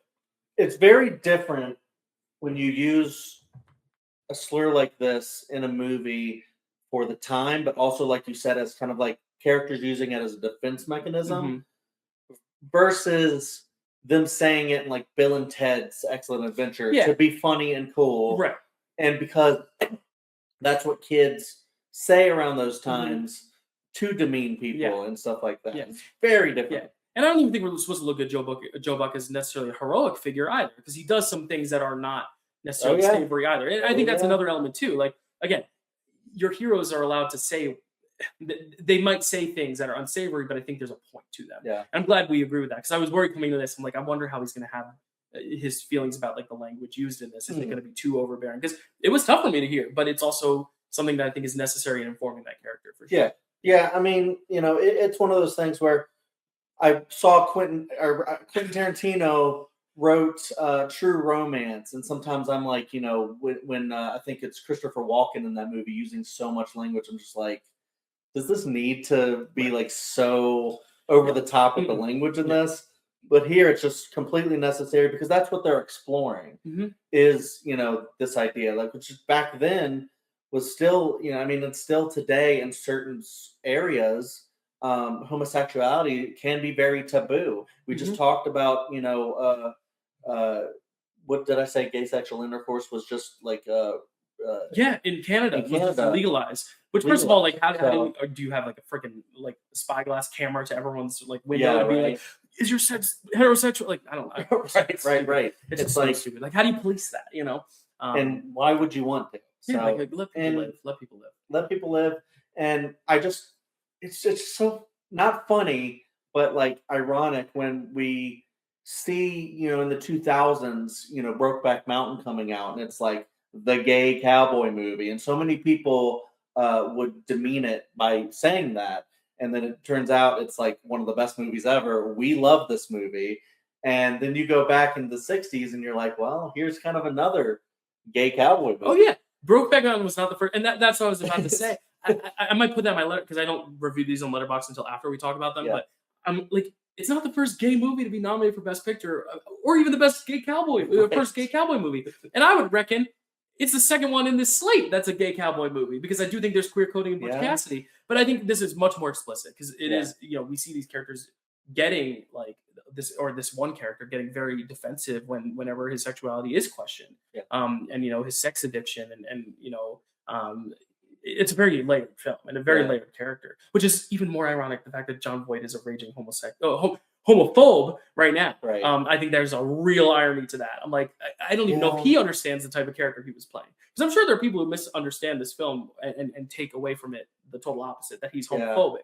And he is, because he is. You know, it's they probably think that it's this like macho, awesome cowboy who's trying to stamp down those feelings of, you know, love for, you know, another man or something like that. Yeah. But really, yeah, this just feels way more like a progressive film, and like that is some good irony. But yeah, I love that instead of Brokeback Mountain being the gay cowboy movie, it's like a subgenre. And I was just thinking about that. I was like, you know, how many of these are there? And, okay, sweet. You know, if you want to say Butch Cassidy, you can take or leave that one. Midnight Cowboy, Brokeback Mountain, Power of the Dog.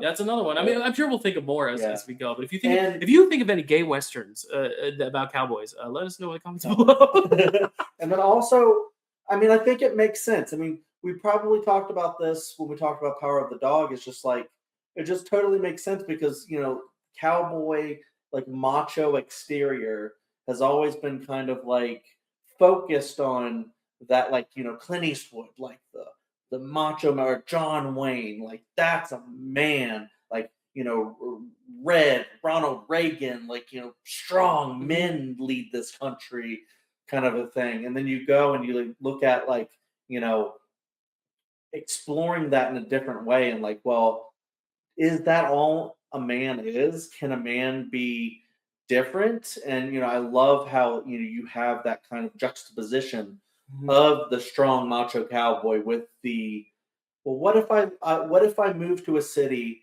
and even if there isn't like a queer coding between the two characters, even if that's not there, or it's just so hidden that you don't even think about it. Yeah, maybe it's not a romance. It could be more of a self-identification. Even if it's just a really good friendship between the two.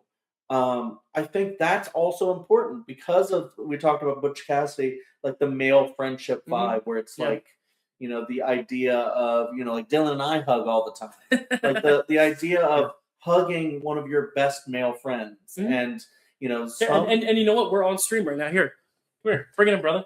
Bring it in.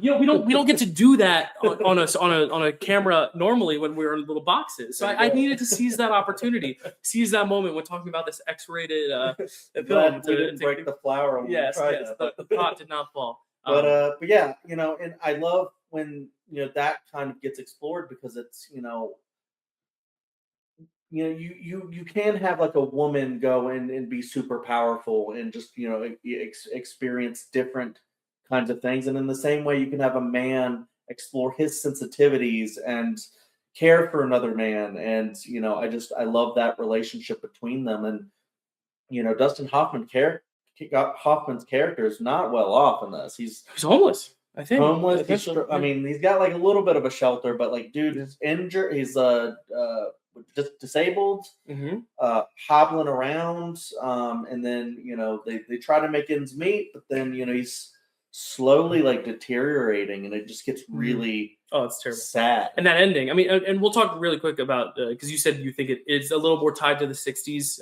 than one would believe, but my thing of the 70s is like this ending, because it's like there's that happy ending of like they're on the bus and they make it to Florida. It's the Shawshank ending. Yeah, they could have the Shawshank ending, but instead they have the ending where this man literally dies in his arms in the bus with his eyes open. And then when they stop, because he's like, my friend is sick, the guy's like, he's dead, but like, we got to keep going. So like, just, do you want to close his eyes? That ending, again, these endings are so good. You either get the very grand, beautiful, hello, Dolly, everyone's happy, or you get like the sad little girl with her mom getting brutally murdered across town. And then you have this movie, which is like even somehow sadder than Anne, where it's like this man is just sitting there. Like, it ends with him just sitting with his friend dead next to him. I think it's one of the most heartbreaking endings I've ever seen. It is. And it's like, that's where I think Butch Cassidy is kind of married to both what's going to come next and what came before. And I think this is where I do think a little more 70s, in the fact that like, this is kind of the ending you would get in like a 70s movie, like The Godfather, or not Godfather, but something like that. something like a Coppola-esque movie or something. Or like another Dustin Hoffman movie where the film ends on a bus, The Graduate. Which is another 60s film, but again, kind of showing the little bit of the turning of the social. Yeah, and it ends just on a very, but yeah, changing of the tides. Mm-hmm. But yeah, also the reason I said 60s is because there's a lot of, I feel like trippy, drug inspired, like LCD, like hallucination, cinematography and filmmaking in it. So there's some like some of that. So I feel like it's still holding on to a little bit of that. Yeah. But I do agree with you that that's maybe 10% of the film, and the rest of it is very 70s. Well, but yeah, and that's what's great too is like 60s. I think you either think like golden age Hollywood, or you think like the kind of trippy experimental psychedelic shit. And that's what this film has, and that's why I like this film so much. It's not just a great character piece. It's not just a great friendship. It's not such a great single character piece about Joe Buck. It's not just got great encounters with side characters, because also we do go through kind of like the underground of this kind of urban landscape of like all these different types of people through all these sexual encounters he has, for better or worse. You just get a good flavor of the culture of that time, but you also just get great filmmaking, great sequences, great like use of technology to kind of, like you said, embody the psychedelic nature of the 60s in a way that I totally agree with. And I think just the colder ending of ending things on such a dark and dismal note is very 70s. But I think the production, as you said, is very 60s in the fact that it's trying to honor at least the urban kind of culture of the 60s in a way that I think this is a perfect time capsule where we can go like, if you want to know what the time was like from the 60s to the 70s, like this is it. Even more so than like Butch Cassidy, which is Western, but still it's more thematic change. 100%. This one is very visual change of like, you can see the passing of the time. And I just remembered, I love that this was kind of like a character study of Joe Buck, where it like goes back to him as a kid, and he keeps getting remembrances of his childhood and how that's affected him and stuff like that. And I just love just specifically the style of how they show it going back into the past and showing him and his face and his kind of like remembrances of it and his emotion of it, and then going back to that. I just think that's really great. So and it's interesting because like I'd never seen this film. I had it on Criterion because I was like, we're gonna watch it someday. I'll picture this. It's a Best Picture winner on Criterion. I should have it. And it's really cool that like I went into this. The only thing I knew about it was I'm walking in, which comes from this movie. That like everyone in New York has said it. I know you. I hear it every day. But I'm looking at you. Even visitors have said it. Yes. And that's what I'm talking about. Like people come to the city, they're tourists, and they walk through and they're like, I'm walking in. I'm like, get your bagel and pizza and please stop. But okay, that's what I know about this movie. And so to even see, and he's the top billed actor is Dustin Hoffman, probably because he's coming off The Graduate, which is very hot. But then like seeing that he's not even the lead of this, in my opinion. Like he's a co-lead, if anything, but like, no, this is more John Voight's movie, which was a real fun surprise because I didn't know that going in. I didn't know the Midnight Cowboy was John Voight. I thought it was Dustin Hoffman, and it could be in a way. Who knows? People can interpret it different ways, but because there's something to be said about Dustin Hoffman being the Midnight Cowboy. In fact, that he's like kind of the street rat. He kind of lurks the city. Kind of a New York cowboy. Yeah. But Joe Buck is the literal cowboy with the cowboy hat coming into this kind of midnight world, like the kind of sleazy, sleepy, almost like Taxi Driver-esque world. And I love how iconic he always looks in all of his costumes.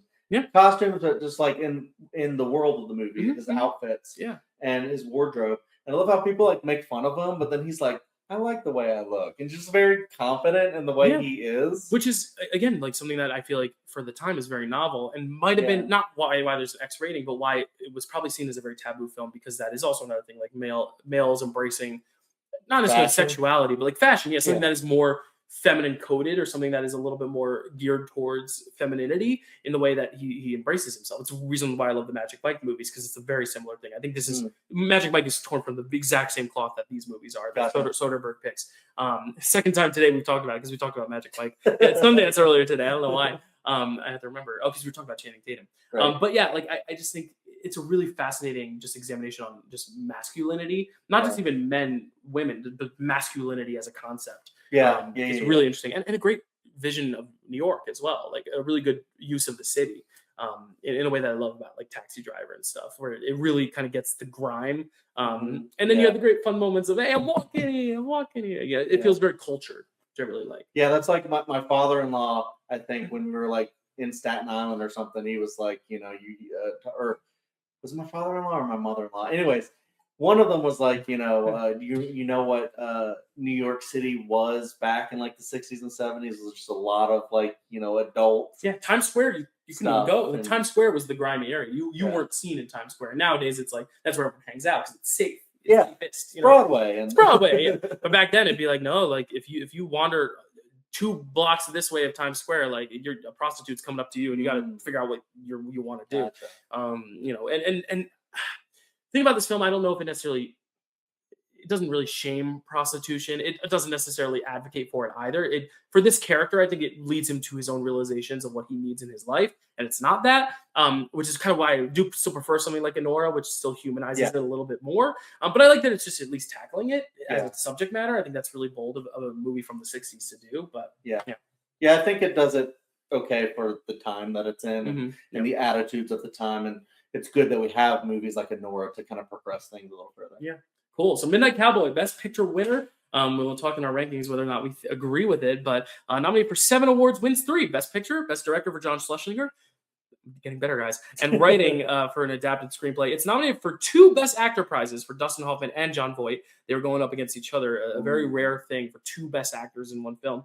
Very Amadeus of them. And then Supporting Actress for Sylvia Miles and Best Film Editing. But now, at the end of our alphabetical order, we must end with, usually we end with the letter U or T or V or W, but we're lucky because today on today's show, the first title starts with an A and the last title ends with a Z. It is the letter Z. It is Z by Costa Gavras, sorry, or Costa Gavras. How do you pronounce it, y'all? Chad will tell us. But yeah, I'm really excited to talk about the singular Z. Z. Directed by, and I have a friend named Costa, so I'll say Costa Gavras. Written by Jorge Simpron and Costa Gavras. Cinematography by Raul Coutard.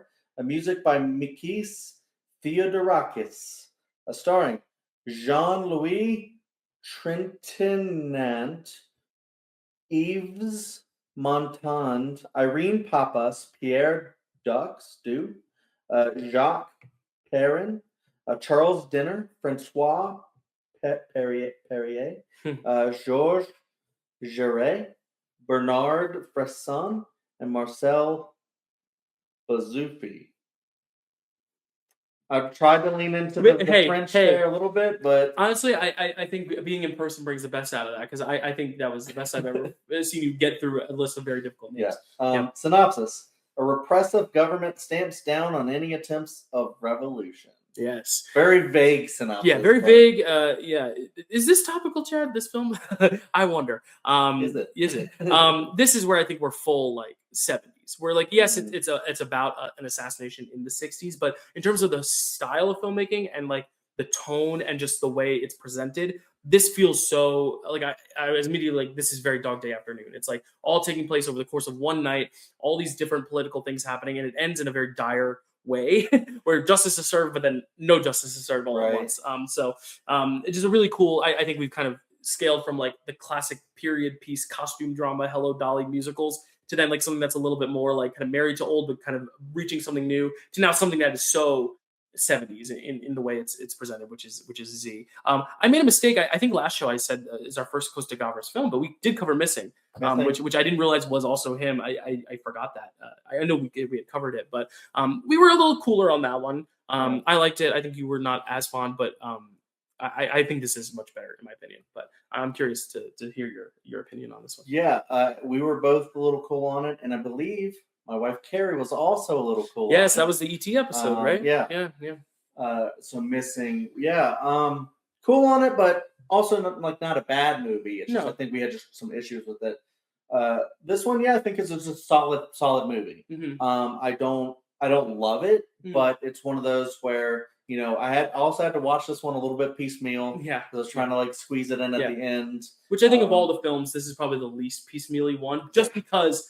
Unfortunately, it's very fascinating because rarely do we get a film that like starts and then ends in the span of one night. Usually it's even one day, but this is cool because it's overnight. Yeah. Which I think is fascinating. But, it's very, very focused on one little area. And I think that's important, but also difficult for the story that you're trying to tell. If you're trying to tell about like a repressive regime that is trying to stamp down on any, protests and stuff like that, you have like a whole system of people who are trying to prop up this one guy, like a Mamdani, that can come and be their savior, to come out and, show the world how things can be if you try and help people and change things for the better. And I'm trying to remember, I think the anti-communists were the repressive ones. I believe so, because it's like that thing with Reds where like communism means something a lot different then than it does now, type deal. But all we know is that the person assassinated was of a democratic, more left wing perspective by right wing protesters, and then a lot of the right wing government was trying to cover it up from the left wing prosecutors. It gets so confusing sometimes, because even when you look at like politics, right? You look into like the term libertarianism, and you see that like I think it started in a very left wing type of way of like being libertarian and letting people live the way they want to live, and then now you see a lot of like right wing people who kind of take it and they use it as like the government doesn't step on me, don't tread on me, kind of a thing. And it's very interesting the way people use certain ideologies very differently a lot of the times. And even like stuff like communism, you have like socialism that can be good for trying to spread wealth across people and bring people up. But then you've seen like communist regimes that have turned into like dictatorships and stuff like that. So that's why sometimes it gets a little bit confusing, especially when you're talking about like a foreign, to us, a foreigner, international culture that is also, I don't know, maybe like fictitious in this movie. Yeah, I think it's a fictionalized account of, because I'm just reading it right off of Wikipedia. Sorry, that's the easiest source I have, but it's a fictionalized account of the events around a real assassination. Okay. So the assassination is real, but I think they kind of dramatize and fictionalize, which I think some would say is irresponsible, but I think it's very clear what it's trying to say. And while, yes, you might be fabricating some things and kind of rearranging the events and the order in which things happen, because maybe it didn't happen overnight, but I think there's something really interesting about us learning all we need to learn about who's good, who's bad, and what each side, and even those in the middle, do in the midst of crisis, in the fallout of it, while also dealing with the grieving wife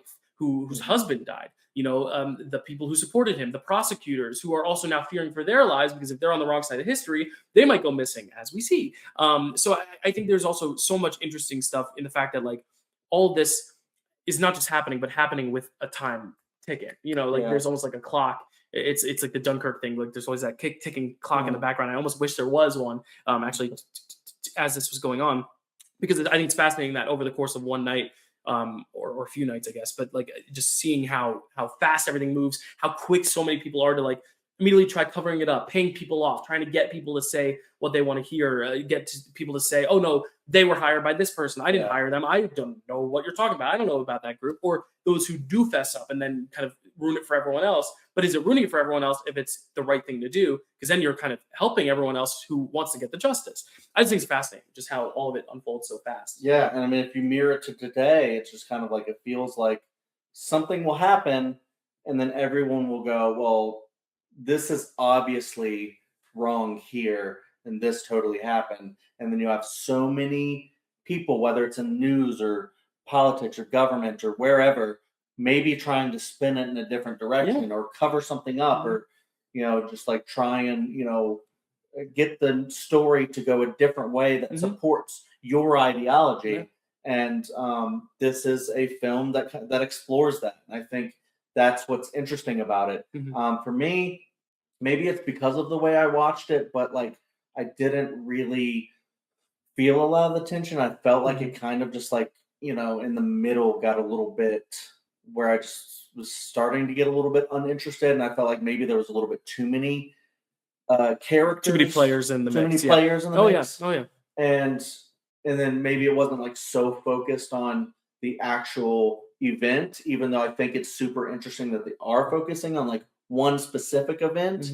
And so yeah, I'm a little bit mixed on the movie, but I do think it's also very solid. I agree that I think it's better than Missing. I think it does have that focus, and it is, like we're talking about, very relevant. So it's maybe stands the test of time in a very unfortunate way, because we don't want this to be how things go. We want people to have accountability. We want people to do the right thing, and even when they don't, fess up to it, and or let other ideas come out. Even if it's a terrible idea, have someone come out and speak their mind.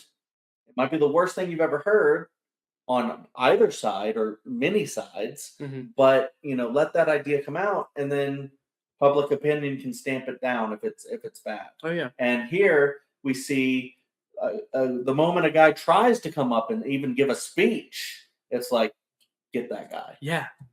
It's crazy. Yeah. And just like, and what I like about this film is it's not just like, we don't start with the assassination and it's like the fallout. We see the build up to it too, in the way they're trying to be like, oh, we got to move it to this venue, or send the protesters to this venue.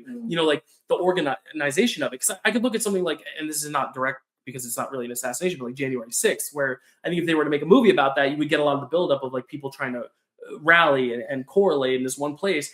And then after all this mayhem happens, because I remember the day of waiting for the information to come out. When's the president going to speak about it? Was the president in the know about what was going on? What does the vice president have to say that was inside of it? And then seeing every hour a piece of information made where Mike Pence was like, no, this is wrong. I don't like what this guy did. And then Trump himself getting on the camera and talking about it. And then the text coming through on Twitter of someone being like, no, I was rallied here by this tweet from what seemed to be Donald Trump, like all the this text, and like just seeing the information come out every single hour. And then also, if you were to make a film about that, then going to the people who were murdered or hurt in the process, and going to their loved ones, the people who worked there, or the people who are in the building fearing for their lives. Like, I think it's so cool that like one single event has so many different perspectives on it in the immediate moment that like we don't always consider. Like, I doubt a lot of people would have, if you were to say we're making a movie about this political assassination and the trials and all that stuff, I doubt anyone's thinking of Helene as the main figure of this whole thing. But in my opinion, the best scenes in this thing were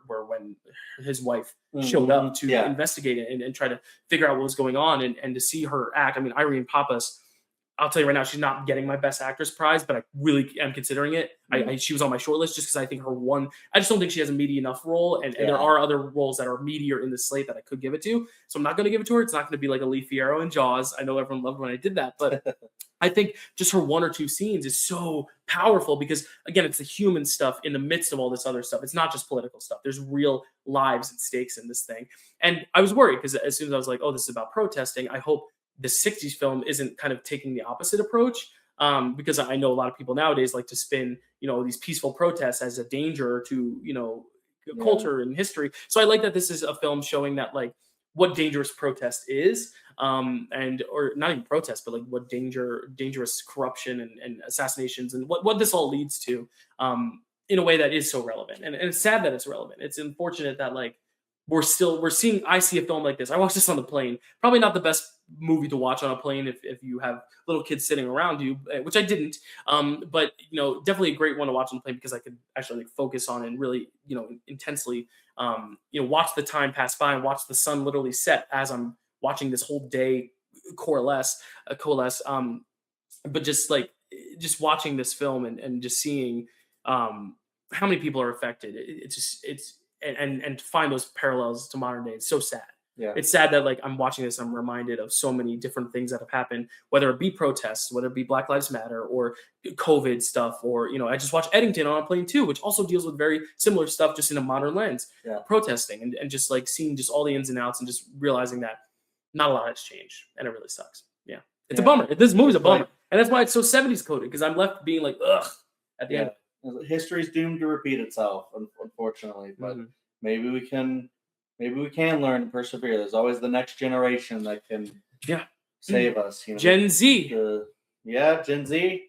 Z. Or maybe my son, the Gen Alphas of the world. And I love that the title is Z, because it's like, what does this mean? And then at the end, it's literally like, none of this worked.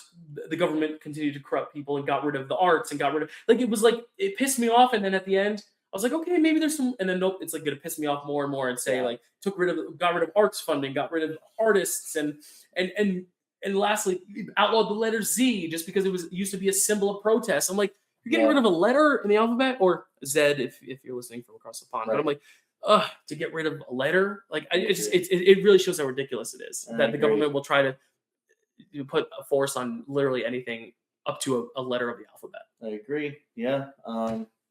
It's sorry to put a bummer at the end of this conversation. Not good to force.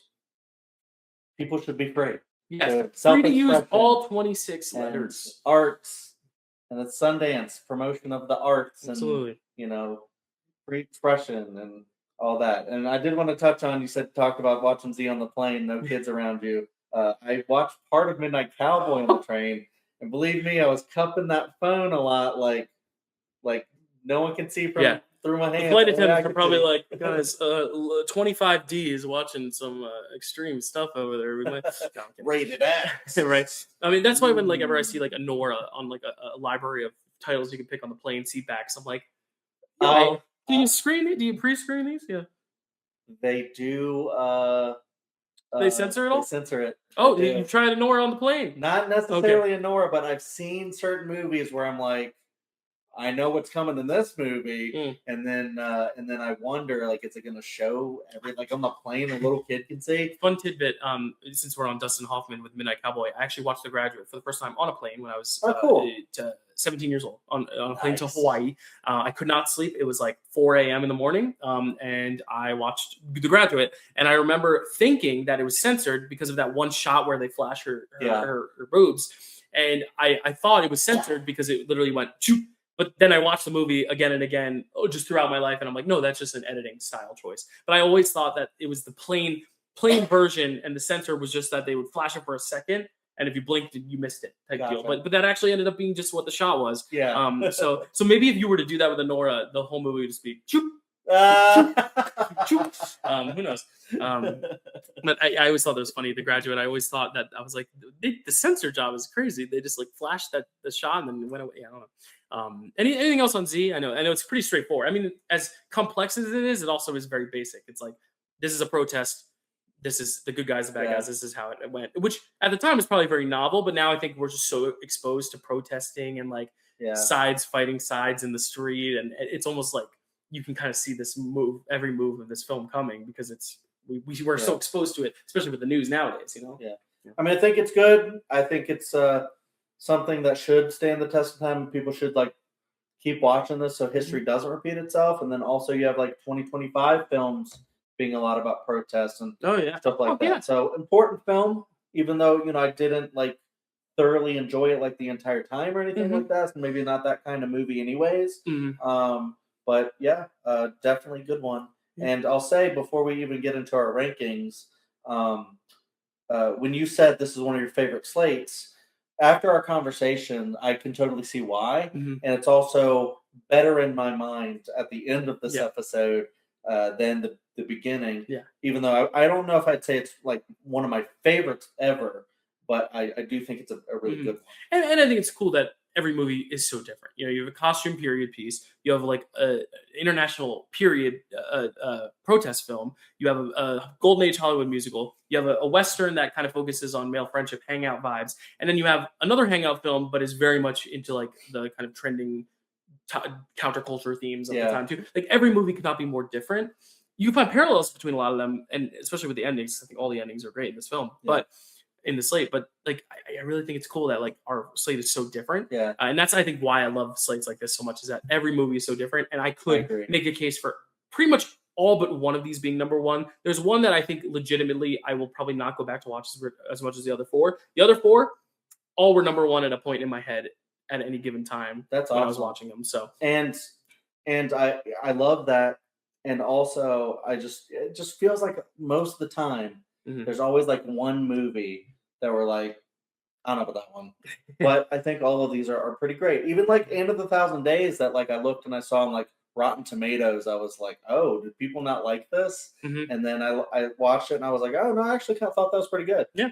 So, and I will say before we finish with Z, real quick, Z was a surprise international hit and is considered to be like kind of what started the political thriller. It is kind of the trendsetter for it. And it was the first ever non-English film to get nominated for both Best Picture and Best Foreign Language Film and win Best Foreign Language Film. So it does have history in that sense too, and I think that's why like it's a Criterion release. And I know this was one that was a little bit more obscure for some people, but I do love that it's part of our slate because I do think it is so influential for so many reasons. So Z nominated for 5 awards and wins 2 of them: foreign language film and film editing. It is also nominated for picture, best director for Costas Gavras, and writing for adapted screenplays. So there we go. There were the 5 films, A through Z, quite literally. Chad, we got to rank these now. I'm really, really excited because I don't think I'm going to be displeased with any of these winning. Even if my number 5 wins, which it can't mathematically, I don't think anyone's number 5 will ever win, just based on how the math checks out. But I'd be fine with any of these films being at the top. So, what's your number 5? My number 5, and I just switched to. Oh, my number 5 is Anne of the Thousand Days. That is my number 5 as well. That's one I just like. I'm like, it's great, but like not quite on the level of the other 4. Yeah. So what's your number 4? This is where we get interesting. Number 4 is the other one that I switched. I had at 5, and now it's at 4. Z. Okay, at number 4. This is crazy, and we opened it with The Legacy because I love this man and what he stands for, but it is Butch Cassidy and the Sundance Kid. I think what he has done for film and just being here and covering it at Sundance was so special. But I'm going to be honest with the ranking. I'm not going to just put it number 1 just because it is influential because I'm here at Sundance. Yeah. But I think Robert Redford would want me to be true to my opinions as well. Absolutely, I agree. What's your number 3? Butch Cassidy and the Sundance Kid. And mine is Z. So we have the same top 2. So this could be a coin flip moment, baby. What is going to be your number 2? And I'm actually like, especially at the conversation, like, I'm struggling here because I do agree. I think that both of these 2 could be number 1. Mm-hmm, absolutely. But I put Hello Dolly. Okay. As my number 2. I had for context, I watched all these films before I got here. We rewatched Hello Dolly. Yeah. And just watching it, I was so swept up in it that I think if I'm just going based on what I think is my favorite film of the slate, my number 2 has got to be Midnight Cowboy. Okay. Yeah, which means your number 1 is Midnight Cowboy. And my number 1 is Hello Dolly. Now, I did say going into this ranking, if we had not rewatched Hello Dolly, Midnight Cowboy would have been my number 1. So I do think there is an element of that where I kind of almost want to give it to that because of that. But because we did rank it separately, number 1, do we want to do a coin flip? I know you like to do the coin flip to kind of be like the most fair and stuff, but I'd honestly be okay with Hello Dolly being my number 1. Okay, I think for the spirit of the show, and because we always do it this way, it sounds like you'll be okay with Hello Dolly being number 1. I'll be okay with Midnight Cowboy being number 1 because it was originally going to be my number 1, and then rewatching it the other night. So here we go. And I need, Singing in the Rain was not nominated, so I need Gene Kelly to be in the Hall of Fame somehow. I'm almost like we can't do a physical coin flip when we're here physically. So Hello Dolly can be H heads, and then we'll make Midnight Cowboy tails. Does that work? All right. Siri, flip a coin. There it is. Head. It is going to be Hello Dolly. Wow, Hello Dolly, our number 1. I did not expect that at all. I did not expect that going in. Wow, Hello Dolly, our number 1 film, 1969. I thought I was going to be on an island alone, honestly. Because you're not hard to read, but I couldn't tell because watching a film with Chad, it creates a whole nother experience. I'm like, does he like this or not? And like, because even during the film, I'm like, does he like things you'd say? I'd be like, he doesn't like it, and then you'd say something and be like, no, he loves it. He loves Wally. But Wally uses music. It's not Wally. He's judging Hello Dolly. But I'm very happy. It's number 1. Yeah, I mean, Gene Kelly in the Hall of Fame. You can adore a film.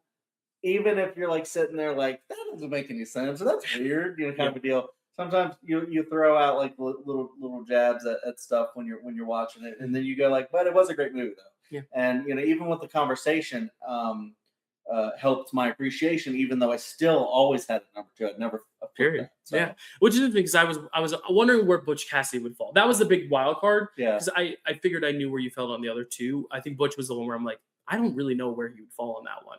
Because again, we're not sure. We're not always the biggest Western guys, but also like it is a very different Western. But also I know you love that song, but yeah, I'm glad with where my same. My top 3 are the ones that I would probably want to watch again sooner. Cool. And in Z and Anne, not as much. Mm-hmm. So now, Chad, you are going to lead us for Best Actor today. A lot to choose from. We have a lot of movies with like 2 co-lead actors. We have some other movies with just other great performances, great actors. So, Chad, who was going to be your best actor? You may have been able to figure out, if watching through this, based on someone I've talked about a lot, about like their performance specifically in the movie, going Jon Voight. Okay. Midnight Cowboy. Cool. Yeah. Yeah, I don't know about people in their politics today, and we advocate for the performances, not the people. How that affects, the art versus artist and all that stuff. But we cover all these films, and the film is the film, the performance is the performance. I don't know how a certain person even felt when they were doing that performance back in the day. Sometimes people change for the better, sometimes for the worse, sometimes it is today the same. I don't know, but Jon Voight in Midnight Cowboy, I think, is fantastic. I just love that character. I loved him, questioning his sexuality, but going from being super confident in one way and then questioning it, not being as confident. But that's good, because that means maybe your confidence was false, and you're opening up to not even just being homosexual, but just being more open to your sexuality. Maybe you're bisexual. Maybe you like a lot of different people, or anyone, and maybe the person that you'll find that you love is someone you never thought that would be someone that you would fall in love with, and it ends up enriching your life, more than you ever thought it could. And I love that about his character, the story, and his character. I love the reactions he has when he's thinking about his childhood and things that might have been repressed, and when he is confronted with so many different things. I think he hooks up with a guy, and he's just so confused by it. And then like you were talking about, when he gets angry at that one actor that you see in everything, and you're like, that's a young version of that Bob guy. Balaban? Yes. And, I was wondering where, because you bring him up in the cast list, but he has a very small role. That's so crazy. I didn't even write his name down. Yeah. A very big Wes Anderson and Christopher Guest guy. He's that guy. Those that guy actors. Yeah. Yeah, and like we were saying, he's a very complex character, because he's problematic in a way where he's so questioning his sexuality that he'll get angry, and people who are trying to say that he's homosexual or something like that. But then he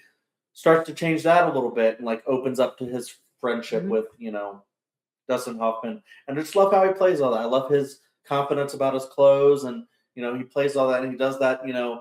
Is he from the South, Jon Voight? I'm not sure. I can look it up right now. I don't think so. He does that. Or the character, or the actor? I'm sure the character is from Midwest or the South or something like that. Jon Voight is from. Oh my gosh! The first thing you pop up when you look at his Wikipedia page is the cabinet position for Special Ambassador to Hollywood for Donald Trump. He's born in Yonkers, New York. So he's from New York. Yonkers, very specific place in Hello Dolly. But I feel like he plays a New York outsider very well, even though he's from New York. So that's kind of funny. But yeah, I love Jon Voight in this movie, and I feel like if it was anyone else playing that part, I probably wouldn't have liked it as much. Yeah, definitely. I'll just piggyback off of that. I'll pick Dustin Hoffman. I think he's great. I've never picked him. We not shamelessly, because we both picked Sidney Poitier for 2 different performances. We didn't award him for The Graduate, right? Which was kind of, in retrospect, something I wish I wish I had done. But Sidney Poitier is so good. But Dustin Hoffman, someone who has only been nominated for Tootsie from either you or Carrie, I believe. I think it was Carrie. And now we get to put him on the list of Hall of Famers, just because he is one of the greatest actors. And again, another person that I feel like is not as savory nowadays, but I feel like at the time, just one of the greatest actors. And this is a great performance, also because it's so different. I feel like it's very much more grizzled and jaded character than we're used to with Dustin Hoffman, who, like Tootsie, he's got the performative side of things. And in The Graduate, he's a lot more like, aw shucks, young guy, young lad. But here he really, really takes a pivot to actually create a real, not to say the others aren't real characters, but a dark character, something that's very different than I think we're used to seeing from him. So big fan of it. Yeah. Big fan. And then moving on to Best Actress, it's one of those things where I'm like, the casting isn't perfect, but I gotta go Barbara Streisand. Yeah. It's one of those things where she's just so magnetic and she's so funny, and regardless of whether I think they should have cast an older woman, she is the one they cast, and I think she gives a great performance. Yeah. I think her vocals are perfect. I think her vocals is probably very, very, very controversial to say. I think they're even better than they were in Funny Girl. In terms of just leveling up the vocal performance. Because also she's very musical in her speech. You know, Funny Girl, she's a lot more of the ingenue, everything's softer, but in Hello Dolly, everything is very grand and she talks very fast. And Mr. Vandigan, you know, she's very fast speaking. And I think that's just something that adds to not just her vocal talents as a singer, but as a musical speaker as well. So Hello Dolly, it's a magnetic performance, and I'm going with that. That was also my number one. Oh, okay. I'm excited for your number two. I do have a backup. Okay. I will say, even though Barbara Streisand is too young for the role, arguably, she makes you believe that she's not. So right. And that's the thing too. She does have a class that makes her seem older than she. Like if you would put that and Funny Girl next to each other and ask me how many years apart they came apart, it would not be a year, because this came out a year after. It'd be like a decade. It probably feel like 10 years. Yeah. Yep. So that's a testament to her. Yeah, it's great. Yeah. Who's gonna be your best actress though? I'm gonna go ahead and pick Genevieve Bujold from Anne of the Thousand Days. Perfect. That was my backup. So I mean, if I, or like my other option, I was told. Unfortunately, I mean, this is a very male-heavy slate. You know, I know you mentioned the other great performance from Z, but there's and then the lady from Butch Cassidy, but you know, some good supporting performances here and there. But like, this is her movie in the way that Hello Dolly is Barbara. So it makes sense. These are the two leading ladies of the slate. Yeah, I mean, you titular character. Yeah, you follow the king and stuff like a lot, but this is the woman that you meet when she's young, and then she becomes older, and she transitions from this, you know, young, upcoming, you know, person who wants to, you know, have her own life to this, you know, person who's just been taken over, and then she uses that for her own benefit, and then she's so. I wouldn't say weak, but just young and naive and not really know anything, to this strong in her convictions and confident person that's going to control this king, basically. And, you know, it doesn't end that way, but, you know, also just, you know, a great like mother performance and just all this. I just thought it was like really incredible. So, I think these are two great performances here. So there you go. Yeah. So to recap, to recap, our best picture, Hello Dolly. My best actor, Dustin Hoffman for Midnight Cowboy. Chad's best actor is Jon Voight for Midnight Cowboy. My best actress is Barbara Streisand for Hello Dolly, and Chad's best actress is Genevieve Bujold for Anne of the Thousand Days. And that concludes our in-person live Sundance episode 1969. Butch Cassidy and the Sundance Kid, shamelessly snubbed by us as the only film to not win anything next to Z. Those two films didn't win anything. But I will say right now, this is one of my top 10 favorite slates. I don't think it's my number one just because the 75 years is so stacked, and 72 is also stacked. But I mean, this is just, or 74 and 75. And we'll have to see, like, when I do my star ratings and you do your little magic over there. Maybe I'm wrong, and maybe this is one of our better ones too. Because the thing, like, our weakest film, like, it's not the worst film.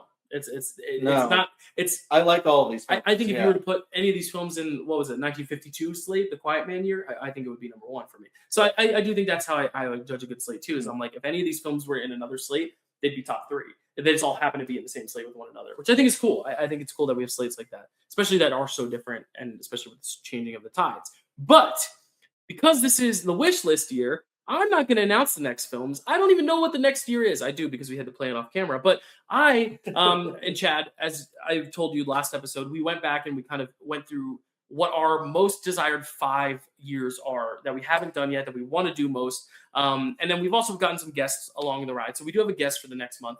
We'll tell you who that guest is in a sec. But Chad, this is going to be your first pick. And this actually was your number one pick. This is like the year that you were like, I want to do this year no matter what. So tell us why you picked the year, what the year is, and then tell us in alphabetical order what those 5 films are. Do you want me to announce the guest too? You can announce the guest as well. This is your wish list, my friend. This was my first bucket list. 69 is done. Nice. And now we get to talk about 1997. Bam! The year before I ruined everyone's lives by being born. I'm kidding.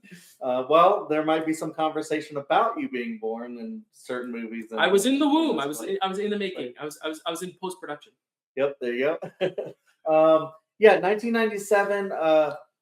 Just looking at it, and I'm very interested to talk to Dylan about this because I know somewhat how he feels about some of these on first go, and a couple of them he hasn't seen. So, and I've seen all but one. So I'm very interested to see after we all rewatch these or watch some for the first time, how we're going to go, because I just think some of these movies are, at least two of them are my top. If you do a top 100. These are my top movies that I just adore. And then a couple other ones that I just think are really great. One I haven't seen that I've heard is really great, and I'm very excited to see. Yeah. So there's just maybe we'll do that discussion as the title suggests as well. I'm kidding. We will not do that. What? Continue. I'll tell you off camera. Okay. If you know the title, you know the joke. But gotcha. We will not do that conversation naked. I promise. Oh, okay. Now I got it. Yeah, you get it. Now I get it. No, but yeah. So this just has so much wrapped up into 1 year that I'm just really excited. And one is one of the biggest movies of all time in many ways, and I'm just really excited to cover all these and just to really watch them. So they are. And well, I will say that movie, the only film to ever become the highest grossing film of all time, and also beat the Oscar record for wins in the same year. Just saying. That's insane. Yeah. And you when I say the movie, you might have your opinion on it, and then I'm excited to talk about it to see why we may or may not love this movie. Yeah. But everyone's on the edge of their seats say the slate. The slate is As Good as It Gets, The Full Monty, Good Will Hunting, LA Confidential, and Titanic.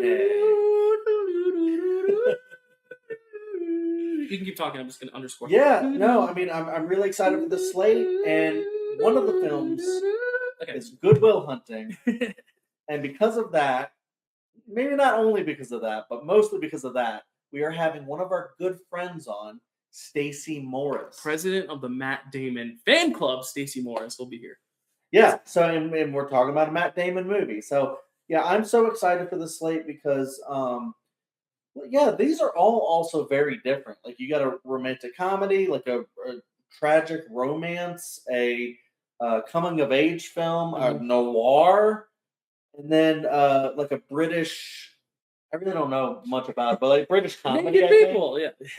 So the Full Monty. I don't know much about it either. All I know is that the musical version, everyone gets naked on stage. So that was my joke. We will not actually do the thing naked, even though we will not be in the same room that time. So maybe we could. That'll be up to the viewers. If you want to vote in the poll below. $7 super chat. No kidding. Yeah. $7. Yeah. So 6, 7. 6, 7. Yeah. So I'm very excited for this. Thanks for letting me announce my own stuff. We should. I mean, it's your pick. It's fun to see it from the other, do it from the other side. It's cool to give them what they want. I'm so freaking excited as excited as I was for coming to Sundance and doing this here, not live, but in person with you, which I think has been so fun, such an incredible time. I'm excited to get home and start watching some of these, like Titanic. I'm gonna don't watch that on the plane. No. I'm putting that on my big screen. I don't even think it's off. And usually I'm the one to be like, put it on the biggest screen as possible. But I would not want to be on a plane while the boat's sinking. It's the reason I won't watch Titanic on my cruise ship, which is why we're doing it in February for Valentine's Day and not doing it later on in the year when I'm gonna have to be watching these movies on a boat. Because if I had to watch Titanic on a boat, no, I probably would leave my job early if I got too spooked. But so I'm so excited. 97.